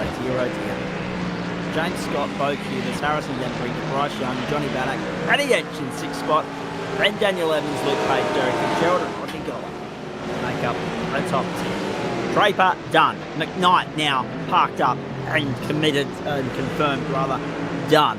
2 retirements so far. One from Team Italia, one from Team Germany. James McKnight, of course, for the Ferrari representatives, and of course the only BMW in the race is now out of the equation. By the way, can I just say, I mentioned AFL earlier, and I mentioned State of Origin this week. If you are a State of Origin fan, and gosh, I'm a little bit disappointed that I've got to be in transit on the road tomorrow. Tomorrow, 36 hours, from 7 a.m. all the way through to 7 p.m. on Wednesday night. So it's 36 hours. 9 goers doing wall-to-wall State of Origin replays for the last 3 years. Last 3 years, State of Origin, New South Wales, Queensland, next 2 days. Get amongst it. Sports Greatest Rivalry, Wednesday night, 7 o'clock. So you need 3 screens in your sports bar Wednesday night, ladies and gentlemen. One on the GSRC, one on the Porsche Pro Invitational, because we've got a couple of GSRC members and one commentator there, and then one on State of Origin. Make the most of Wednesday night. Put a couple of coldies away in the esky before you go to work. Get them chilled, get them ready to rock and roll, and then put the sports bar together when you get home. It is going to be a phenomenal night on Wednesday night. Always is. So, with the exception of Nick Wood's spin, the packet loss and the other unexplained retirement, Dan Yeaman, and of course, I guess Daniel Edmonds dropping well down the order on the opening lap, it's been fairly steady so far. Yeah, so much so that I was starting to worry, because you were obviously talking about needing our crew in the broadcast chat to be able to keep things entertaining. I was going to say, are you not entertained by the racing? But I can sort of see that we don't have a lot to really focus on in terms of close battles. We're waiting on things to perhaps come to a head, or for drivers to make errors, such as what we saw there for Nick Wood to catch your attention. Oh dear. Yep, 9 go. Put it on in the office, put it on in the work shed, wherever you are the next 2 days. 9 go. It is going to be phenomenal. I'll sleep with it on tomorrow night. Actually, then in that case, I probably won't sleep. That's the up with the state of origin football. I'll go back and remind myself of the results, and I'll just tune in for the ones that Queensland won. Otherwise, I'll just start throwing stuff at the telly. James Scott, Bo Cubis, Harrison Den Brinker, then Bryce Young and Johnny Bannock. 4 different manufacturers in the top 5. 4 different teams in the top 5, I guess. 3 different teams in the top 5, and Bo Cubis with none next to his name. I guess they're the most pleasing things to take away from this at the moment, in the absence of our 2 championship leaders. Daniel Evans has a big opportunity to reel them in tonight, but that chance has gone begging, really. Considering that he's boxed in behind Denchi in 7th at the moment. And again, Dan, I can understand, like, it's a nice circuit to drive, and I certainly enjoyed playing the Formula 1 games here back in the day, but not the easiest circuit to execute clean overtakes on. You're probably looking at the hairpin at the end of the first sector is probably one of the best opportunities. And if you're lucky to set up and move down here on the second to last corner, or the third to last corner, considering you've got the chicane to bring you back onto the main straight, they're probably your best bet. Yeah, obviously the hairpin is such a big, obviously, draw card, given it's the heart from maximum speed to minimum speed on the circuit, so you're going to have your best braking zone there. You can really make something work of it. Yeah, you're not wrong. There's quite a few spots through here where you think a move could be viable, but it's not as easy as you like. At least it requires a bit more work from you to get it to play out neatly. So yeah, I can see that. Just happens to be one of those ones that's not easy to master. So may also just play the same part. At the moment now, unfortunately, only cars less than a second apart. Alright, Harrison Den Brinker and Bryce Young here. Third for everyone else at this point in time is a second or more apart from each other.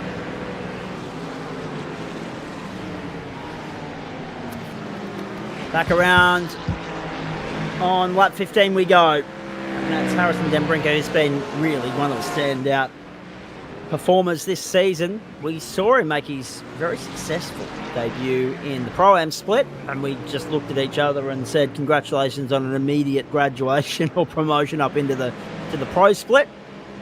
And he's really embraced the challenge with open arms. Third tonight on the track as we approach the halfway mark is reflection of that. There's the old crank cam to take it down to the hairpin. 16th.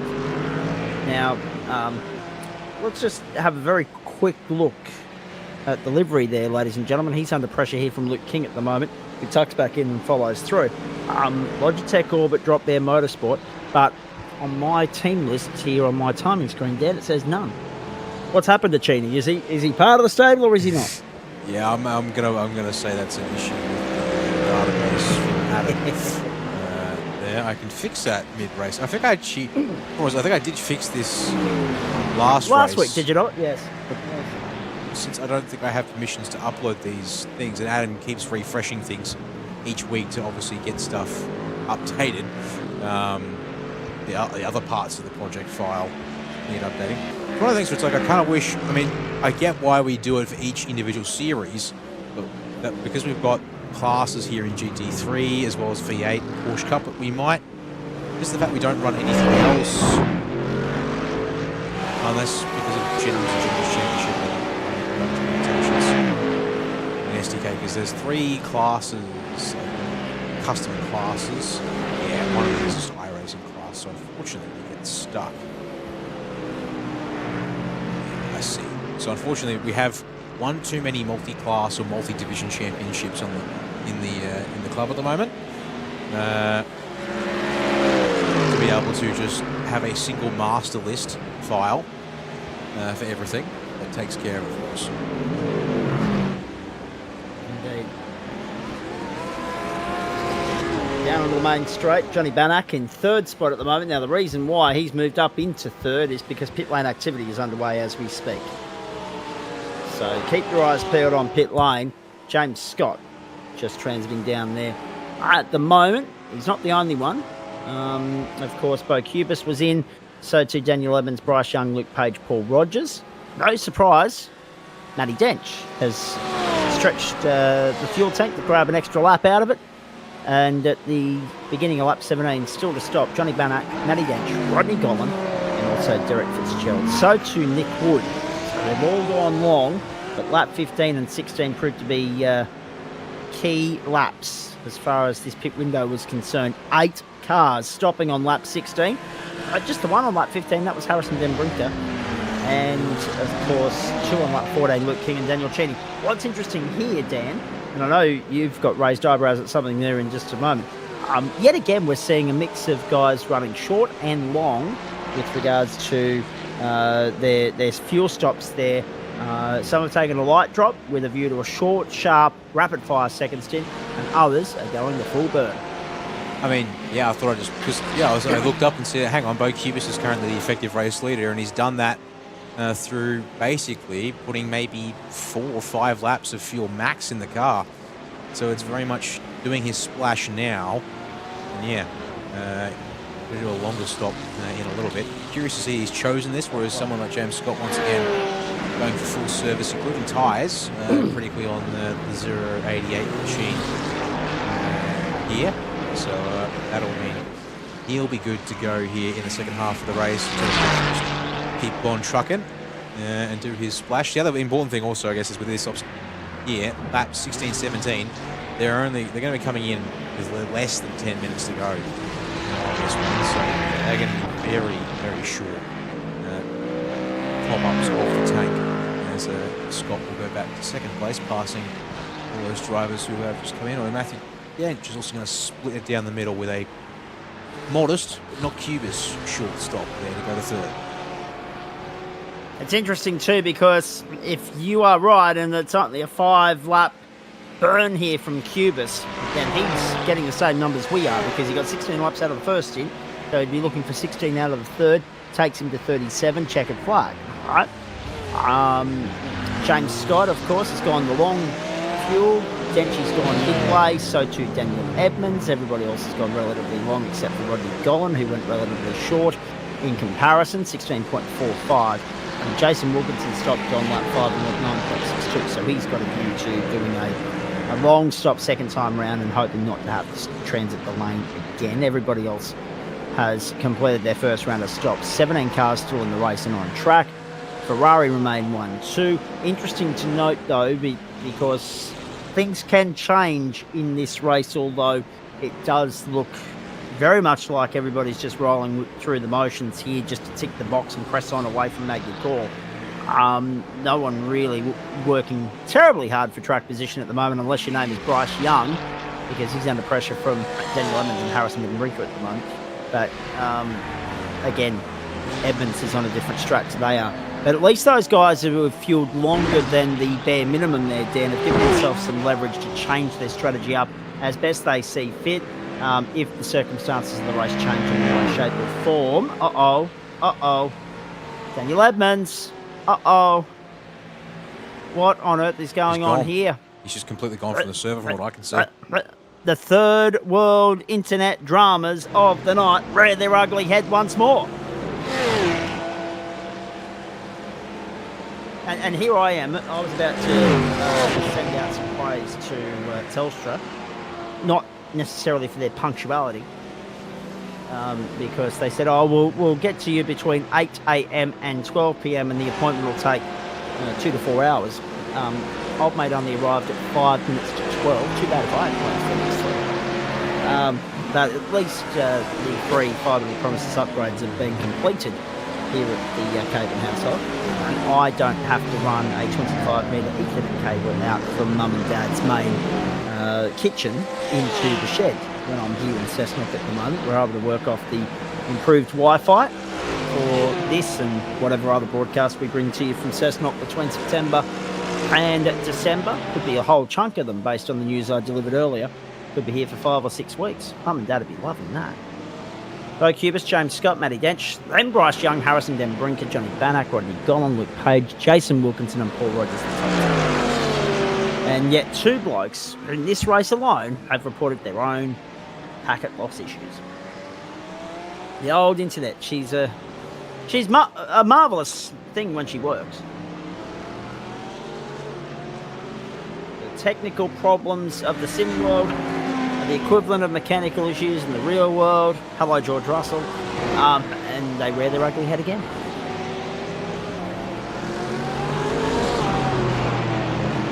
.31.5 minutes gone, so just like that, Dan, past half race distance, 19 laps in the report.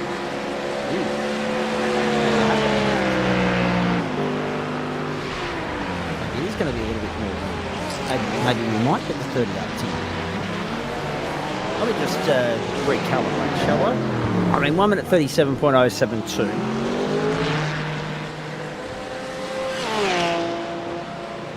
If it helps, I ran the maths myself based on the numbers we saw from James Scott. Yes. At the start of the race with those mid 136s. That was on us for 37.5 laps. But that also presumes 36.5 every single lap of the race. Impossible when you have pit stops. So, correct. 37.5 laps. Sorry. So, 38 is I guess still not outside the realms of possibility, but currently lapping in the higher 36s and low 37s for Bo Cubis at the lead of this group. Well, I just went to the calculator, and I very rarely do this, ladies and gentlemen, but my brain is fried after a big weekend in Grenfell. I just went 3,660 seconds times 60 for 60 minutes. Divided by 97, I got 37.113. So that doesn't take into consideration pit lane trends either. And 37.11 laps around here. So 0.11 of that is essentially the distance between the start-finish line and turn 1, based on we're just following Bryce Young through that same section of the circuit. So it's a bee's proverbial each way as to whether or not you are right, as to whether or not we do get that extra lap. But I guess the thing that does put us off there is that Bo Cubis is due for a longer stop. So I guess our benchmark, as you say, is going to be James Scott. He's going to be where we need to sort of read the room with regards to how we're looking numbers-wise tonight. But yeah, my immediate thought was 37. And I'm happy that I've gone with that now, just looking at 37.11. Because if we do scrape it in, Dan, I get the feeling it'll be one of those situations where we cross the line with like a second to go or something stupid. Could be, yes. We'll get a full lap of overtime. Time will Yeah, on exactly. this one. The irony of that, considering we are purely talking about time and numbers.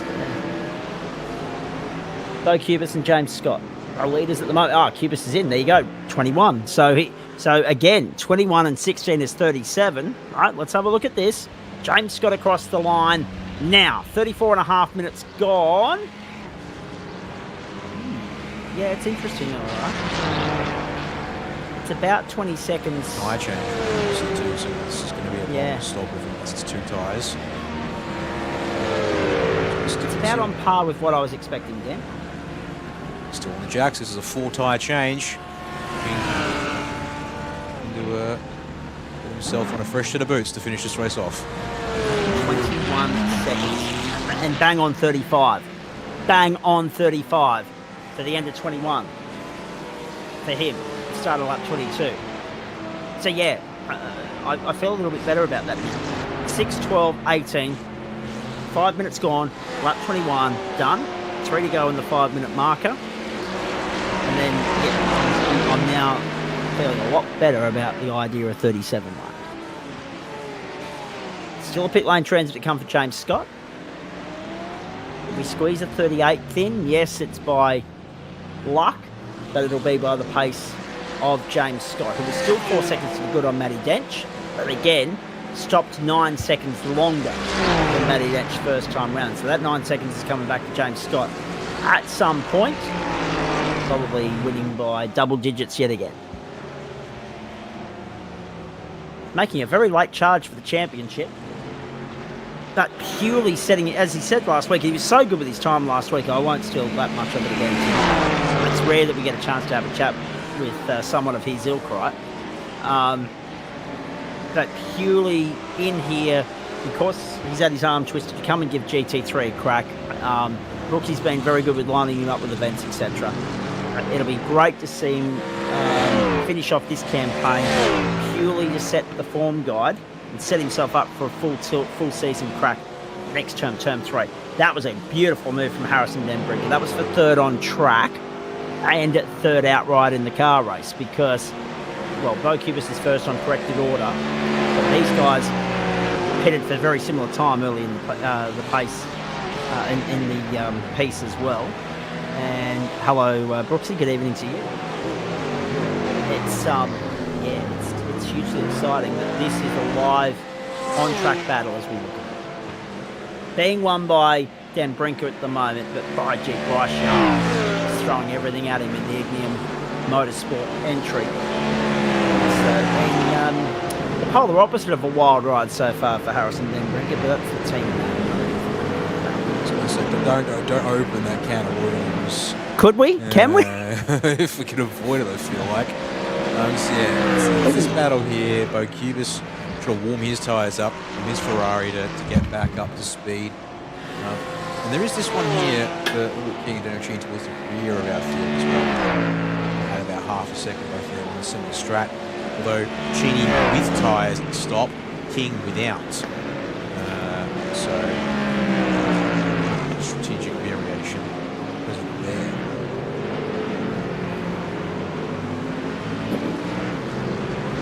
So Kingy doing a nice job. Cheney in behind him.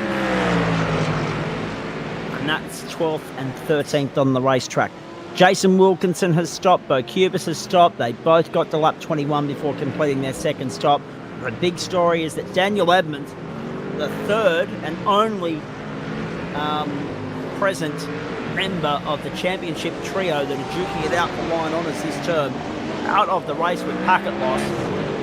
So it's opened up a huge can of worms as far as this points race is concerned, because this is going to be, as Luke King comes to pit lane and Daniel Cheney presses on, this is going to be a night where somebody has to step up and announce themselves, really,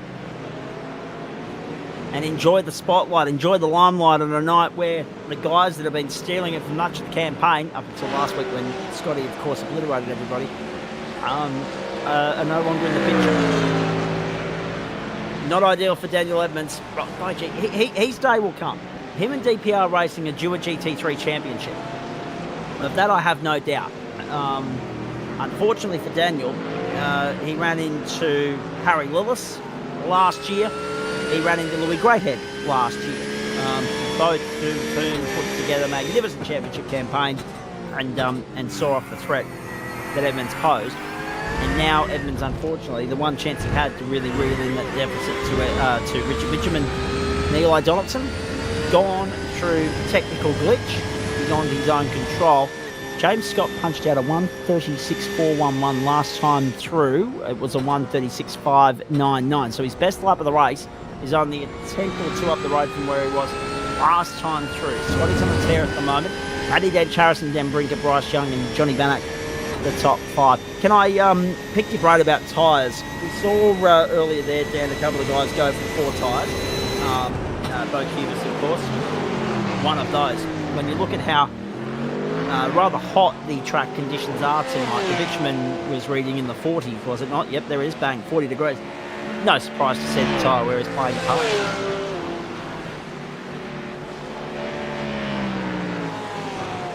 All right. So, yeah, I mean, the main thing is these GT3 tyres, despite their changes, they should still be able to do about an hour for serious pace degradation. But the thing is that with the fuel requirements in these races, there is still a benefit to taking a set of tyres at one of your stops. If you time it right, give yourself like from as little to as basically from as empty as you can get it to bring it all the way up. You're not losing too much time, if any time. Taking a set of tyres at some point during these races here. This is the format. So, all that said, there is still a slight time penalty in the pits for doing it, and then there's the time penalty warming up the tyres as well. That comes into play in that respect. Yeah. But for the most part, there's also some possible some quirks around the way the tyres behave in a pit stop as well. If you're changing them or not changing them, you can also do their bit. So there's a lot of things to worry about there. Indeed, that is the case. Bryce Young, solid performance so far. Nothing wrong with his drive. Second only to Dench as far as the Porsche Brigade are concerned. Jason Wilkinson, Derek Fitzgerald, Rodney Gollan, the other Porsche representatives in this field. Of course, the Porsche GT3 much less of a pogo stick than the Porsche 992.2. 42.5 minutes gone here, and James Scott is the leader. We will get to the end of this lap. He's got a second pit stop to complete very shortly. Umming and ahhing as to whether or not he's going to have the pace required to take us to a 38th lap and to a significant amount of overtime. 26 laps gone at... oh, geez. Yeah, I think we might be in a little bit of trouble with Scotty's pace at the moment. Keep an eye on that. Don't cheat a pit lane. Because remember, he's only got to complete 11 laps in 17 minutes to get us to that marker. Now, I was crunching the numbers earlier, 10 laps in 16 minutes and 40 seconds, but I wasn't taking into consideration the fact that he's 3 seconds quicker than that threshold. So you take another 33 seconds off that, and yeah, he's got a little bit of leverage at his disposal, but I'm not yet sure it's enough to get us to a 38th lap. It may well be so, but time will tell. It's hard to gauge it at the moment. Round goes Luke Page. Has come out behind Matty Dench, who's completed his second stop at the end of lap 26. Who else have we got yet to stop? Gollan, Bannock, Young, Den Brinker, and Scott, and also Page, Rogers, Fitzgerald, Wood, Cheney, Wright, and Bond. Bondy's been quiet tonight. I'll be interested to see if he races with his presence after the fact or not. Of course, we haven't seen too much in the way of incidents tonight. Just that spin for Nick Wood. Rather unfortunate for Daniel Edmonds on the opening lap. But then, of course, that was the lesser of these problems when we saw the packet loss rear its ugly head. I still can't get over the fact that there's 4 manufacturers in the top 4. I love that for what it brings to the table as far as GT3 racing is concerned, that variety and that manufacturer diversity. We only have 5 manufacturers left in this race with the demise of the only BMW in the field. But yeah, still, to have 4 of those 5 in the top 4 bodes well for the rest of the series, and all 5 in the top 10. Hopefully somewhere down the line we'll see a little more interest in McLaren, the Acura, the Aston, the Chev. That really hasn't set the world on fire, has it, Dan? There hasn't been too much interest in that ever since. Oh, Denchi's wide. Whoa, well wide. And he doesn't trip up the iRacing penalty loop there. He doesn't earn himself a slowdown, but he does make himself vulnerable to Luke Page now down the back straight. Down lane here.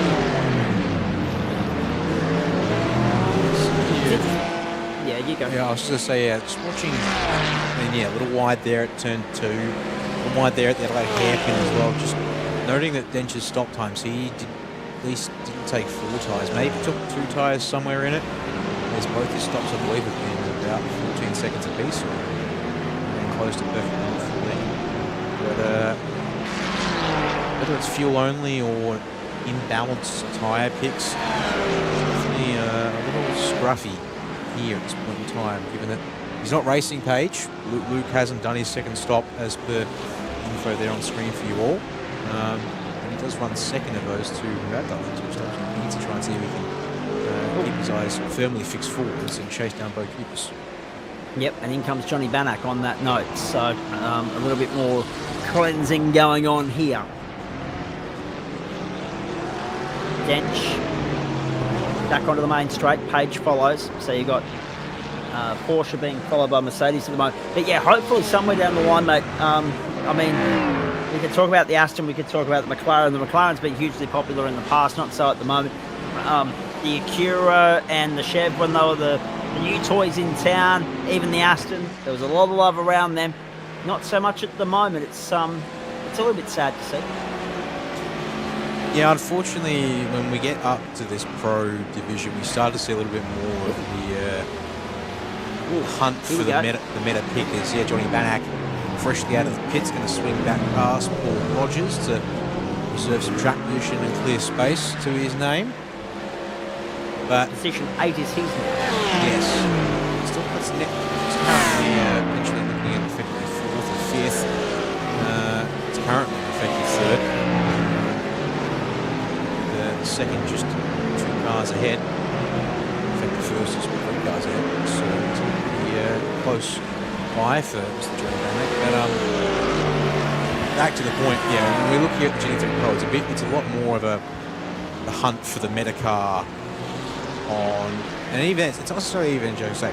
Generally, you look for the best car per season, but as we have seen in seasons previous, there are some tracks where a car just has a current benefit that is rather outspoken and outsized, that it can influence your picks. As good as was it, we had a season at Daytona where, off the back of the iRacing 24, yep, Porsche. The Porsche was the strong car, so everyone rolled the Porsche into GT3 Pro at least, regardless of what it meant for the rest of the season, because of just how much better of a car it was for that particular race. Which goes against the grain of what I generally say you'd see, but that's just the flip side example of where rather than picking a car that's generally season-long competitive, if you're picking a car based on a rather extreme benefit at one specific track, which I'm not saying it was still a 60-minute free lane, so it was kind of a reasonably big deal in terms of the season and structure here in that particular region. So just last time out,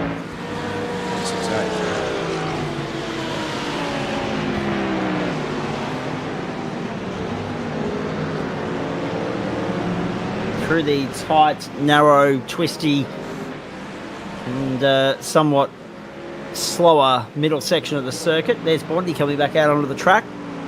Yeah, don't fall foul of the pit exit there, Bondi. We've already heard your thoughts on the pit entry at Fuji. So nobody's fallen foul of the pit exit here at Magny-Cours just yet. In comes Harrison Den Brinker. Lap 30 in the books.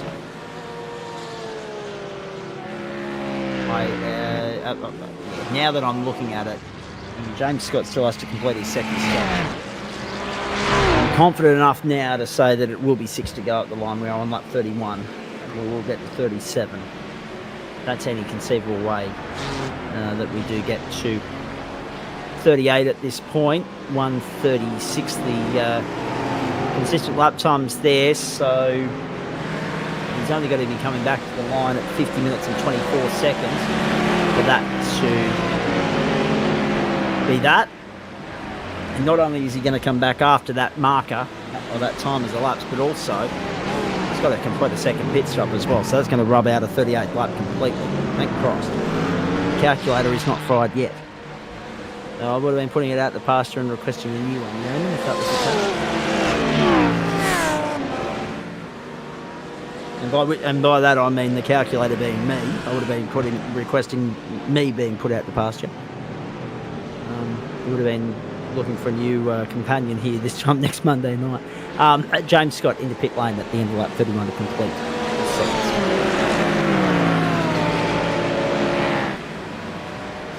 Little interesting battle here brewing. I mean, we're going to take Luke Page out of it, but Matt Dench, Harrison Den Brinker, Johnny Banach here all could get together. And old Page slow though up into the corner here at the top of the circuit, going to stop the Mustang of Den Brinker from driving out the way he wants. And give Dench a bit of a free kick as James Scott's coming out of pit lane, and there's not even a sign. Oh wow! Of Bo Cubis. He's coming to turn one now. But the margin is officially still over 10 seconds as James builds up speed. That is ridiculous. Absolutely ridiculous. And James Scott doing what he did last week at Sebring, just applying that same formidable dominance, that same consistency, that same force to Magny-Cours. And you can take Bryce Young out of the battle as well, I would imagine. Maybe not so much for the minor placings, but certainly for the top two there, because with his pit lane transit still to come, and James Scott and Bo sure to see their way through. Margin from Bryce Young to James Scott is only 4.4, and Yeaman's right, this battle is shaping up to be an absolute beauty on the run of the checkered flag. Bo Cubis, Matty Denchen, Harrison Den Brinker, with Johnny Banach in 6th spot. Paul Rogers, Derek Fitzgerald and Rodney Gollan take us back to 9th, and Luke Page is 10th. John Ryder's 11th, Jason Wilkinson is 12th. Nick Wood is there in 13th. Daniel Cheney, Luke King and Craig Bond in 16th at Daniel Edmonds, Jaden Draper and James McKnight all out of the race early on, all for different reasons. Although Draper and Edmonds not dissimilar. McKnight, I think, then would have been a source of frustration. There I have never saw any incidents linked to James McKnight, but he did have to make an unscheduled pit stop early, and then the second of those also unscheduled. That was enough. He'd had a gutful by that point. Can't say I blame him. Good recovery from Jason Wilkinson on the reverse strat. He's up in 12th spot at the moment, exactly where he started. But we can have that discussion about whether the reverse strat was the way to go or not a little bit later on. In comes Paul Rogers now to complete his second stop, and Derek Fitzgerald has done the same. Bryce Young has come back out behind Dench in 4th place, 1.4 off the pace, and under serious pressure from Banach and Dembrinka. So Denchy with strategy, Dan, and we're not surprised by this in the slightest. It is Denchy we're talking about. 4 positions gained, up to 3rd, and with a little bit of a buffer to play with up his sleeve going into the final 10 minutes or 7 minutes of play here. He wouldn't want to cough or splutter or falter, because then they'll be breathing down his neck. But Denchy, smart driving yet again. Smart strategy, up +4 as a result. He hasn't necessarily set the world on fire with lap speed tonight. That belongs to James Scott, obviously, and Bo Cubis. Nobody else really touching the 36s. Denchy's done a couple of 36.9s, but nothing standing out there on a consistent level. But he has been the best of the rest as far as the non-Ferrari drivers are concerned. Indeed, he has been. Just curious to see if things have changed in this last part of the race, because he did come out. The rig was a lot closer on the pits, but there was the case of Luke Page is in there deep it is. with Bryce Young, but he gets good enough drive and he's going to get clear again at Dembrinka on the run back down the hill to the final couple of points here on their 33rd lap of the race. I was just going to say, I'm looking at the numbers for pit stops. Oh, Dembrinka's done a Nick Wood! Dembrinka's no. done exactly what Nick Wood did, Dan Yeaman! He's tripped up on that final ripple strip on the last corner of lap number 33 and lost the podium berth as a result. Damn it, I literally looked over to my data to talk about something for Johnny Banach, and actually missed that moment there, but hop, skip and jump to the perpendicular parking position has not particularly been. Banach's wide. Yeah. I'll get to this point I wanted to make about Johnny. Go for I can't actually see again what everyone did in their first pit stops tonight. Unfortunately, it's just the nature of the beast with these timing systems. You have to have remembered, and alas, I did not. But Johnny only stopped for 5.4 seconds in his second pit stop, which is not a huge amount of fuel you can get in the car. So as long as he stopped and absolutely brimmed the tank in the very first stop of his, he should be okay. But just wondering if there's a question mark that needs to be made for this RTX. I shouldn't see or hear anything on board with him into some of these braking zones. I was going to say, Bo Cubis was remarkably short on the first stop as well. And Revolution E-Racing picking up exactly what I was thinking as well. Time for Betty Buys for Dan and I. It'll be a very quick post-race show in order to facilitate that. Me, because I'm in column A, do I drive home straight after the broadcasters and pack the car and get out of Cessnock and beat all the traffic? Or do I have a few hours sleep and leave at daylight tomorrow morning, but then you've got to contend with more traffic coincidentally. James Scott, Bo Cubas, Matty Dench, Bryce Young, Johnny Bannock. Great drive from Bannock. I think the chance to reel in Matty Dench has gone bagging, so it's now just a matter of whether or not it's going to be Bryce Young coming home in fourth or Johnny Bannock. And they've only got 2.5 laps in which to sort that out right now. Don't worry, I'll be right there with the cold was contagious earlier because I admitted to being a little bit underdone, and Yeaman started sneezing, and now he's yawning, and I will be before the end of the broadcast, I guarantee you. It is contagious, and we're going out in sympathy together tonight. Down the back straight we go. So Nick Wood on the run home.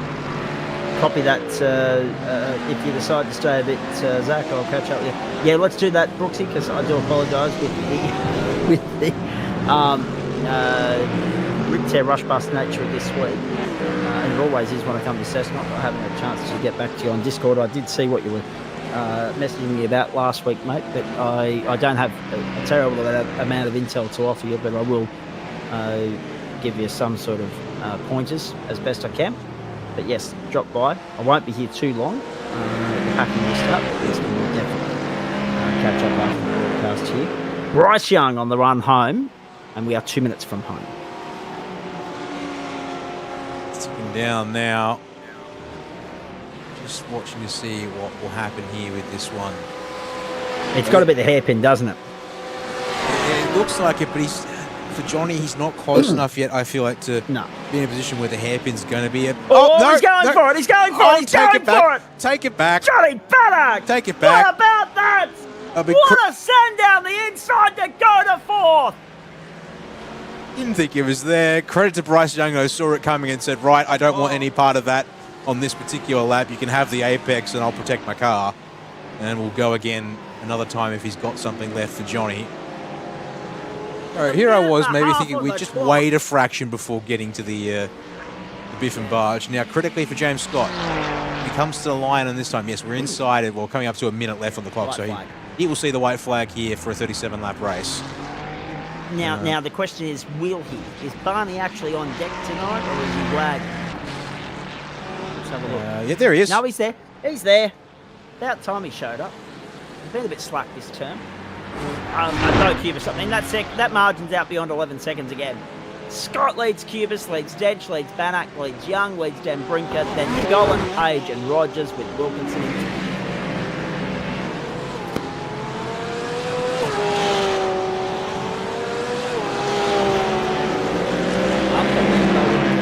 What about that? John Bannock. Best finish for a Lambo in a pro split for some time. But James Scott, there's just no stopping him at the moment. The AITX Revolution E-Racing entry.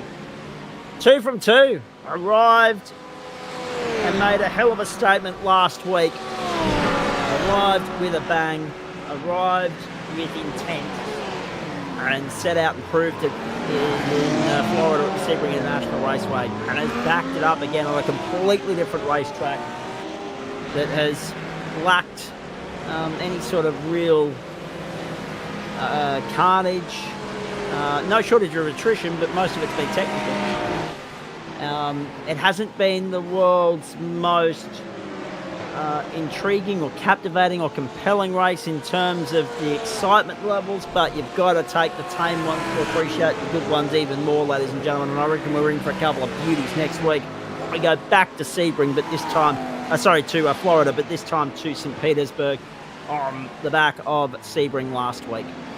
We didn't really map this schedule out well. It's a good thing it's in the virtual world.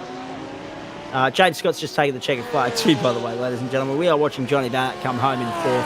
Pro Cubas is going to take second, 11.59 the margin. Are you kidding me? Then Matty Dench and Johnny Bannock with Bryce Young home for well done, James Scott. Brilliant performance. Smashed the competition again. 2 from 2 for him and the Ferrari. Matty Dench, masterclass effort, come through in third place. +6 for Rodney Golan and Paul Rogers will be most positions gained tonight. Then Brinker unlucky. That late spin sees him consolidate 6th. Bryce Young there in 5th. Johnny Bannack 4th. Rodney Gollan in 7th. Luke Page 8th. Paul Rogers 9th. And Jason Wilkins in 10th. In the end, oh geez, testing me here. 4 Porsches, 2 Fords, a Merc, a Lambo, and 2 Ferraris in the top 10. Not bad. Whiskey Business, Riot, Wild Ride, Ignium, AITX with a couple, 75 Sim Sport, Northwind, all represented in the top 10. Good variety, good variance there. But Yeoman, it's interesting, isn't it? I mean, I'm going to find a Strepsil very shortly. My throat is killing me. But let's talk about Johnny Bannack. Centred at the right moment. Waited for his opportunity. Made it stick. Good awareness from Bryce Young as well, as you say, to know that the move was happening, to get out of the road and allow it to happen and consolidate 5th place with the bigger picture of the overall championship in mind. But I cannot wait for next week, because I think the intensity will lift when we go to Sebring. New playground for GT3, street racing, sprint racing, inverts. It'll be the best of all worlds. Yeah, it certainly will be a spicy end of the season with the track selections that are coming up. But just looking back here real quick, first of all, with how things have gone tonight. And as you said, 11.5 seconds of James Scott. Shows up 2 weeks in a row and decides to remind everyone that just because he's known for being a supercars driver does not mean that pace is doesn't translate out to other cars. With now back-to-back runs here in the pro split over Bo Cubis. Matty Dench will have to consolidate for a 3rd place finish. As you saw there, Johnny Bannack holds off Bryce Young with that perfect dive into the Adelaide hairpin. 2 to go for him.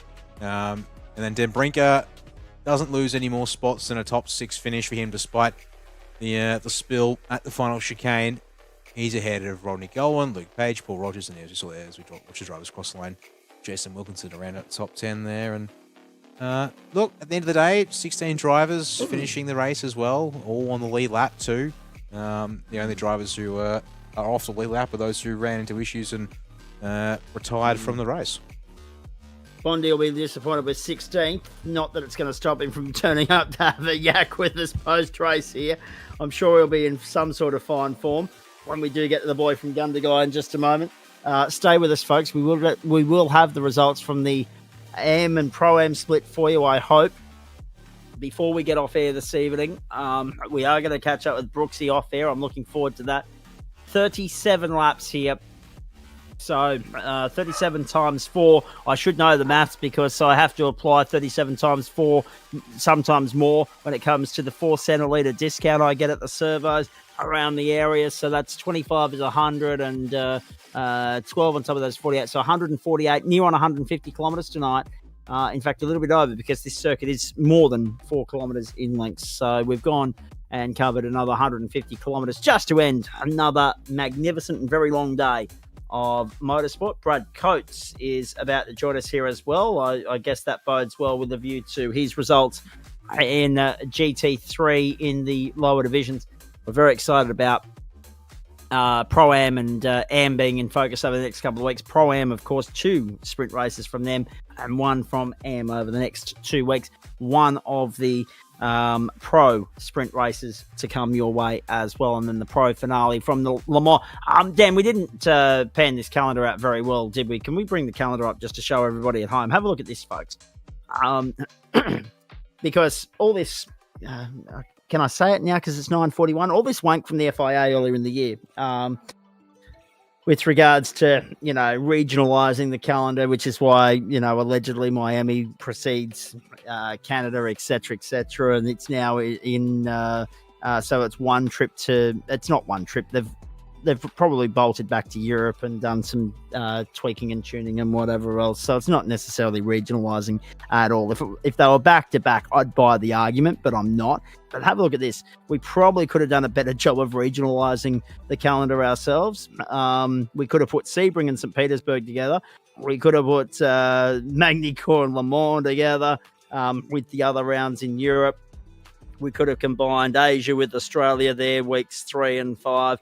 It's a very good thing it's a virtual world, because otherwise they wouldn't be having it from a budget standpoint, the organisers. Yeah, that's true. But look, at the end of the day, this is the kind of thing that we don't have to worry about as virtual organisers. So I think we can knock that one off and pretend it isn't really. I'll just acknowledge it's not a concern that we need to be too make much of. So yeah, end of the day, it is what it is. Indeed it is. It was just the one thing that occurred to me as I was looking at the schedule. I was like, okay, so we've gone to Florida, we've gone to France, and we're going back to Florida. Then we're going to The Hills Are Alive with the Sound of Music, and then we're going to France again. Interesting. There's your Julie Andrews reference for the night for your bingo card too, ladies and gentlemen. I didn't think I was capable of getting one of those in. Bondi, have you got a dose of the sad still, or are you in a better mood?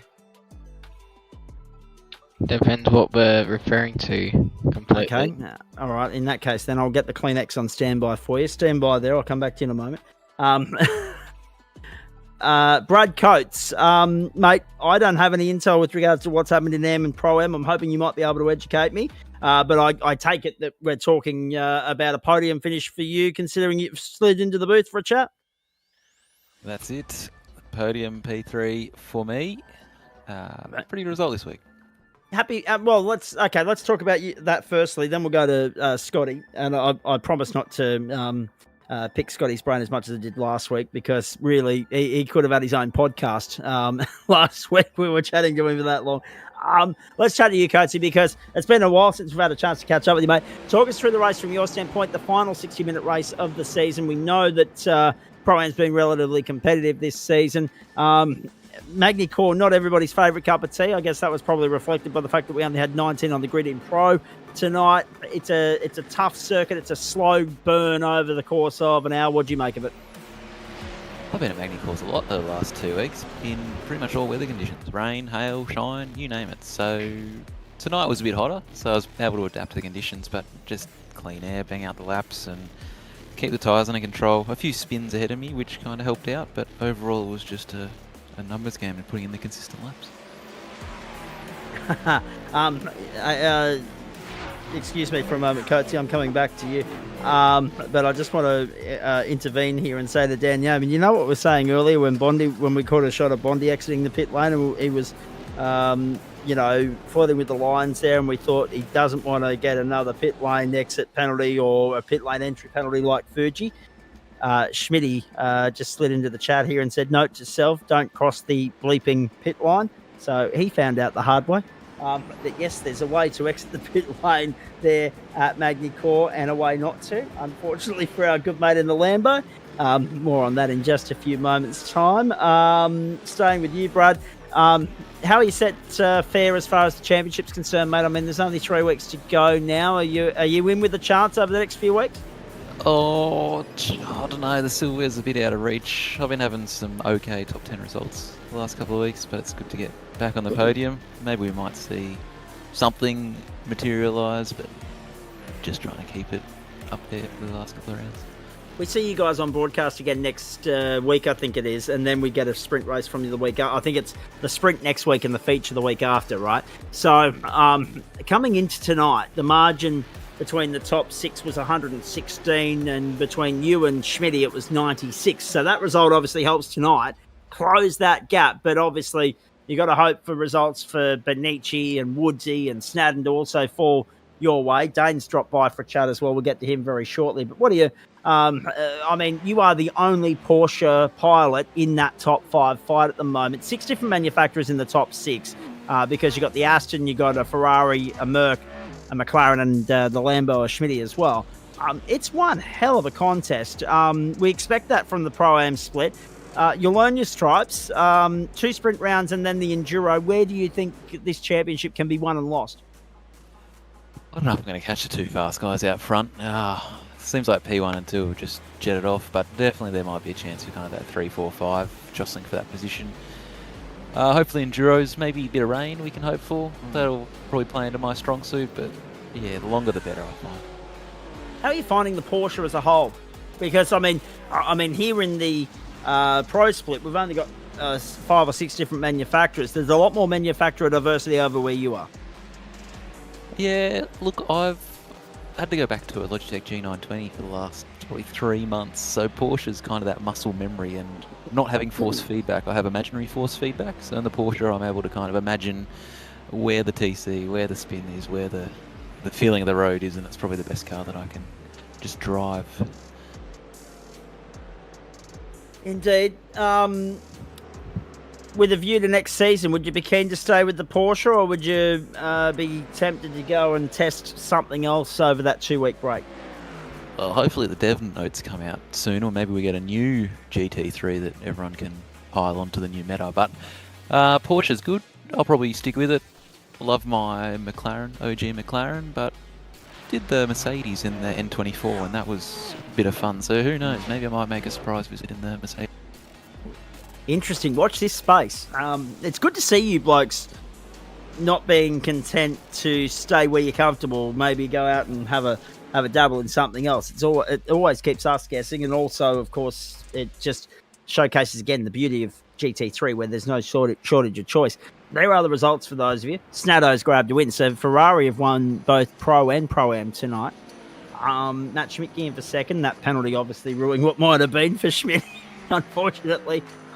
Brad Coates, David Baz, Adam Lavis, then Nathan Michael, and James Delaney in for 7th, Sean Benici 8th, Gallacher 9th, Bernays 10th. So rattle these names off. Okay, 2 in the top 6, namely Schmitty and Snowden, have finished ahead of you, Coatesy, but you ticked all the other boxes there. So Woodsy, Benici, you slowly trim the fat to them. A top 3 still, as far as the championship's concerned, a firm chance. Well, I'm still in it. Might do a Stephen Bradbury come in from behind and just take out the championship, but who knows? That's half the fun of it. Extra points on the line at Le Mans, you never know. St. Petersburg next week, mate. Newest track on the server. One we haven't visited in GT3 yet. We go there in the GT3s next week. The Porsche's the week after. How familiar are you with the circuit outside of what you know in the real world? Have you had a chance to download it yet? Have you had a chance to do some laps? And how do you feel as though the Porsche may fare around there? Love it. I love any street circuit where there's tight concrete walls. Long Beach, love it. Adelaide, love it. St. Petersburg, love it. So I'm sure there'll be plenty of close calls to the wall. We saw in the supercars it was a little bit difficult for overtaking. Are you worried about that with a view to the invert top 10 feature race? As long as I can qualify up there, which generally I can't, we'll see. But it's just kind of keeping out of trouble and maybe a little strategic pit stop to beat some traffic. But yeah, see how we go. Maybe a roll of the dice. All right, very nicely done. Hey, with a view to the round after that, the Red Bull Ring, that'll be a hotly contested round. And then, of course, the Circuit de la Sarthe, the longer the better. So we'll get through the 2 weeks of sprint racing, and then we'll be in your wheelhouse. That's it. Bring on the long ones. What else is on your racing radar this week, please?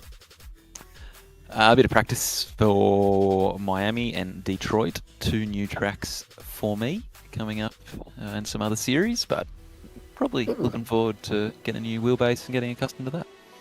Nothing wrong with the gear that Logitech supply. They're, of course, good friends of ours and good friends of our producers team too. So the Logitech Orbit Drop Bear Motorsport stable. So, and of course, my headset that I work with when I'm up in the man cave up in Ipswich, some of Logitech's best work. So no, anything you get from their wheelhouse, you'll be in good stead. Who would you like to thank before I let you go, Coatsy? Just shout out to the usuals, AITX, Shieldcoat, Sudspeed, Kibby, and all the boys at Revolution E-Racing. Together, we all get faster. So thank you as always, and see you next time, Zach. You guys are having a nice little run at the moment at Revolution. There's no doubt about that. Good to see you out there, buddy. Well done again. We appreciate that. And hopefully we're chatting to you on the championship podium in a few weeks' time, but you're going to have to work mighty hard for it. Go well for the next week. Good luck with the new learning the new circuits. I'll be interested to get your thoughts on those when we next catch up.